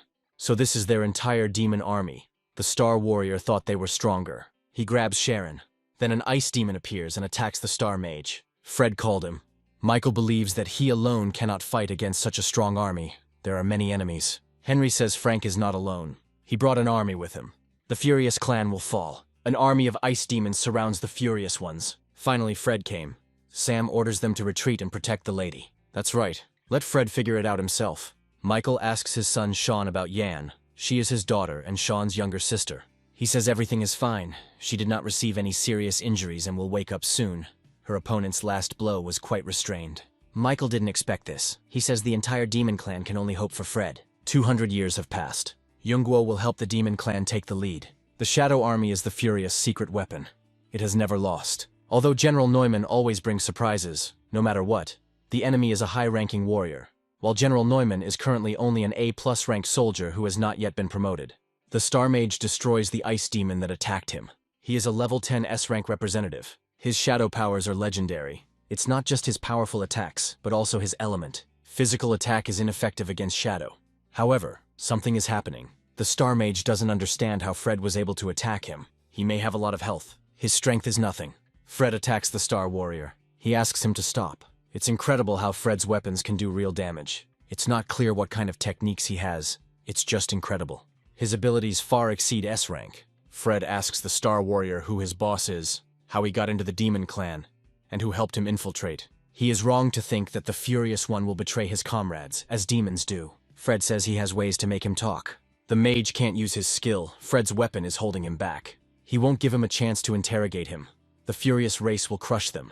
The Demon Clan is just an inferior race destined to be exterminated. The Furious Clan will rule the world. The star is losing its power. Then one of the Demon Army soldiers attacks him. The situation has changed for the better. The head of the clan is dead. Now they attack everyone who hides in the shadows. Thanks a lot to the guy from Yungguo, now they can win. But this is not the end. Henry sees something. He says that he won't be able to stop anything. There is a traitor hiding in the Demon Clan. This is Sam. He wants Cheryl to go with him. Sam opens a portal. Terry rushes to Cheryl's defense. However, it is too late. Cheryl disappears. She is transported to another space. They have 10 minutes while the teleportation formation is active. If someone else enters, they will also be teleported, so they need to activate it earlier. Sam will transfer Cheryl at the very last moment before the formation disappears. The barrier is set. No one can enter. Cheryl asks what this place is. No one can save her. The executioner of the Furious Clan orders the key to be given back. He didn't dare talk like that to the head of the Demon Clan's national army. Sam says that in the entire clan, even the strongest demons only reach S-rank, and even all the S-rank demons will not be enough to stand against the fierce clan. Cheryl doesn't know how powerful he is. They only sent 2 generals and already turned the Demon Clan upside down. If a war starts, it's obvious who will survive. The tide of time moves inexorably forward, and only by obeying it can one succeed. The demons still have not understood the full essence of what is happening. So this is the reason for Sam's betrayal, this shamelessness. I wonder what the Furious Clan gave him. The executioner says that their clan and the Demon Clan have common roots and a common origin.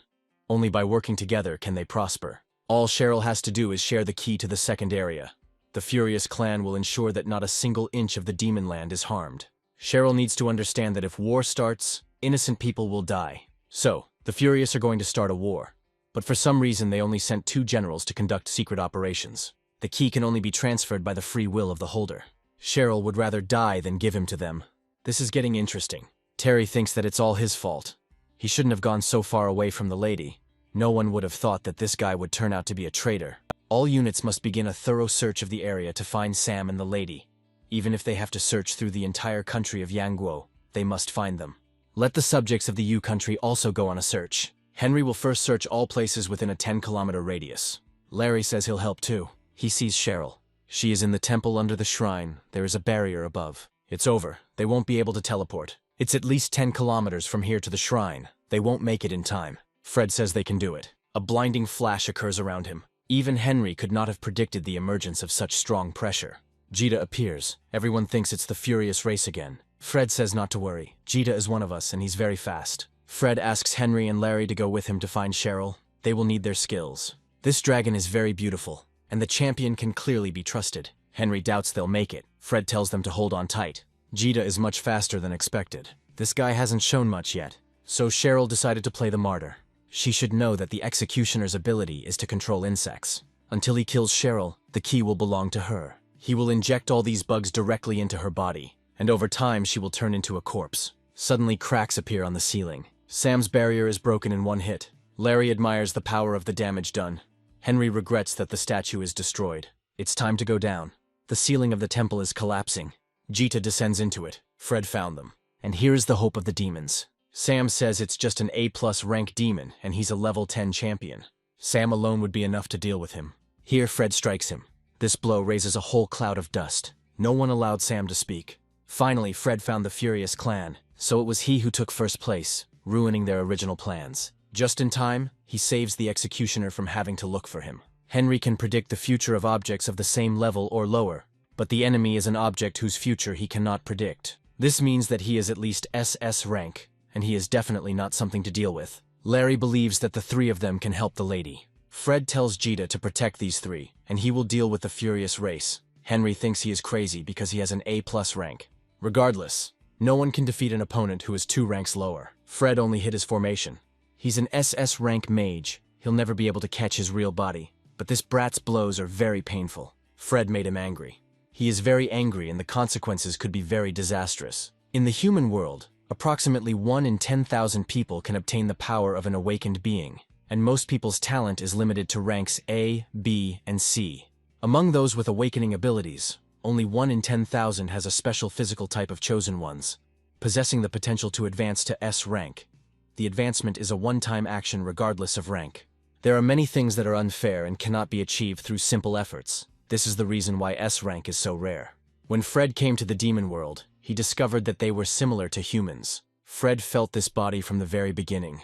It has unlimited potential, and a constitution suitable for advancing to S rank. Fred had not experienced such feelings for a long time. He would no longer be like a mole. Fate would not rule over him.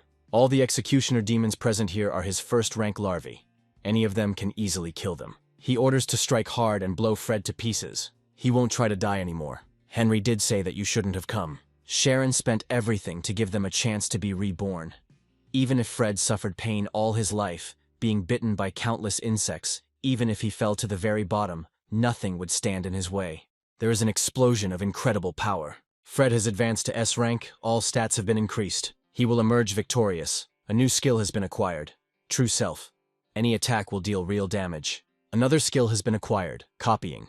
In fact, to deal with a Furious one, even an A+ rank is enough. But now Fred wants to finish everything as quickly as possible. Real damage activated. Fred strikes. He is so strong, he knocked down the Furious one with one blow.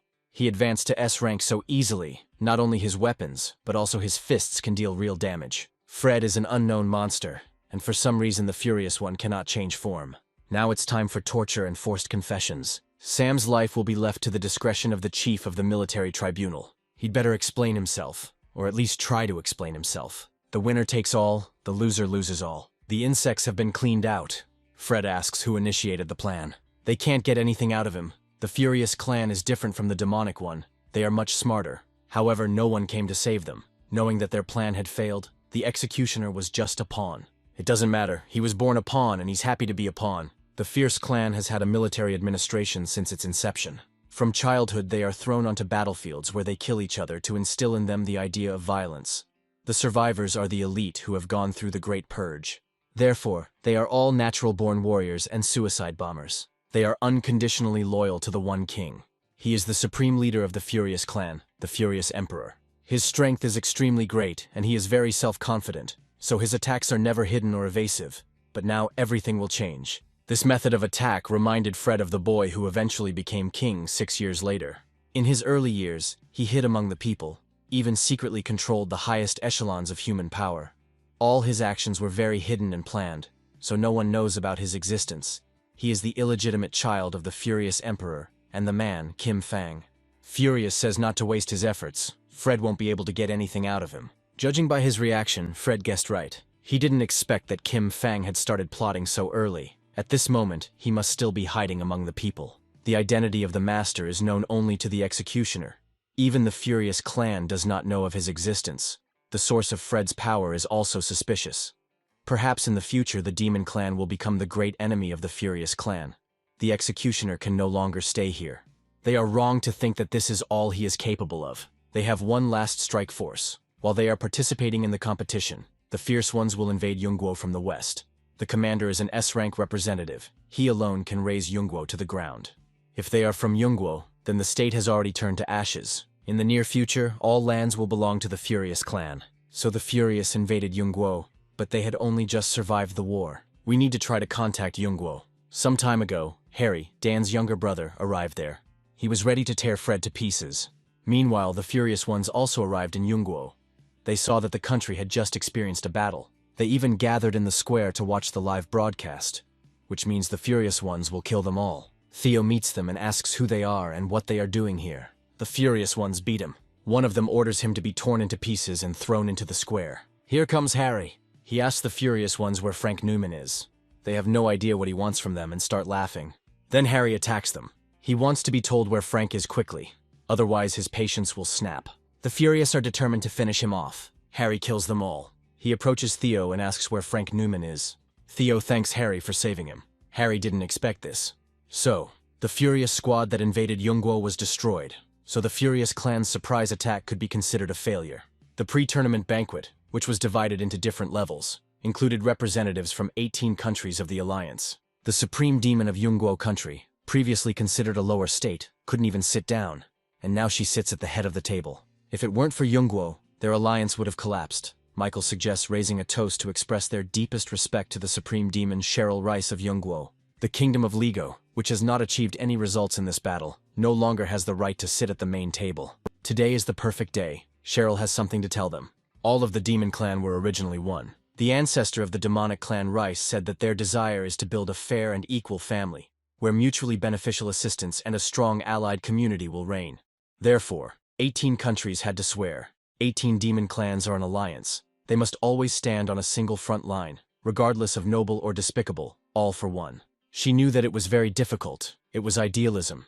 Even if they worked hard from generation to generation, it was not a fact that they would be able to achieve it. Cheryl asks them to swear that they will protect and look after each other. As the new head of the Allied Army, Cheryl also announced a new rule. Since the martial arts competition held every 3 years was changed to sports games, each of the 18 countries would have one chance to request the mobilization of the Allied Army. As for the important key, it was handed over to Fred. It was given for safekeeping. No one objected. This is a good plan. We need to gain more allies in the tournament. You can also make a movie. Brandon will play the main role. Frank Newman, the entertainment industry will belong to him. If the movie is released, it will be a hit. But it would be better to invite Frank. After all, he is the most popular in the world of demons. Of course, Brandon should invite him to star together. He will give him his entire fee. But Frank can only play the role of the one defeated by Brandon. The main character should be only he. By the way, Frank didn't show up for some reason. But he should have been the main character at this celebration of triumph. Yan has not yet recovered. But for some reason she gets up. She says she has things to do. She wants to find Frank and fight. If it weren't for him, Cheryl would already be dead. Her life has long belonged to him, no matter whether he accepts it or rejects it. Today she will tell him what she really wanted to say. Cheryl enters the room occupied by Fred and Terry and finds Lisa and Susan there. Lisa attacked Susan because she came into the room, so Frank and Terry aren't here. Fred is about to fly away. He didn't think Terry would find him. He says that this is the highest place in Yangguo, other than the goddess statue, that is suitable for takeoff. Fred jokingly suggests that Terry wants to kill him. But Terry understands that if he leaves, he will never come back. He was the race that Terry hated the most. Now his mission was complete. The demon race should no longer have any grudges. He would no longer allow the human army to do what they did in Yungguo. Terry says that after this battle, he no longer hates the human race, and he does not intend to hate the furious race either. A race representative's personality can never represent the entire race. In the demon race, there are both good and bad, just like in the furious race. There are good and bad people in the human race too. Fred is his friend. No matter who he is next time, human or demon, Terry will be waiting for him in the highest place if he returns. Terry asks if Fred is going to return to humans. He says that he will first go to the world of immortal demons, but this place belongs to the elves. Although, of course, it is Fred. He soon marries a girl from the human race. Let Terry not forget to congratulate him. Jita soars upward. Only now does Terry thank Fred for saving Yungguo and the demon race, and expresses his deepest respect. The demon clan will always stand by him. Sharon didn't tell Fred something. He thought he could return to his body as soon as he died. In fact, the system deceived him. At any danger, his body only gets stronger. Its data turned out to be incorrect. It turns out Fred should have died earlier.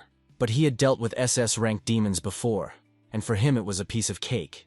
But since the system had deceived him, it wasn't worth trusting. Sharon said there was no need to worry. She had found a way to return him to his body. But first she needed the most important item. This is the Herb of the Soul. This herb grows only in the 3rd region. The world of immortals can only be reached through the territory of the Elven clan. There is a barrier around the world of immortal demons. It is a very sharp whirlwind that cuts any steel. Few spirits can come out, so the state became closed, and other races cannot harm the closed state either on the water or on the sea. In 6 years only this world will not be captured by the Furious clan. Apart from Fred and Sita, no one else can get in there. Cheryl's father belonged to an elf clan, so she probably wants to go back there too. Cheryl asked to place a bouquet of flowers on her father's grave if Fred passed by her. They have arrived. Jita is ready to descend. Fred and Sharon rode it as kids. They were curious to see how high he could go. Jita is able to rise above the clouds. The vortex belts are located underneath their lair. That's where their target is. This is the world of immortal demons.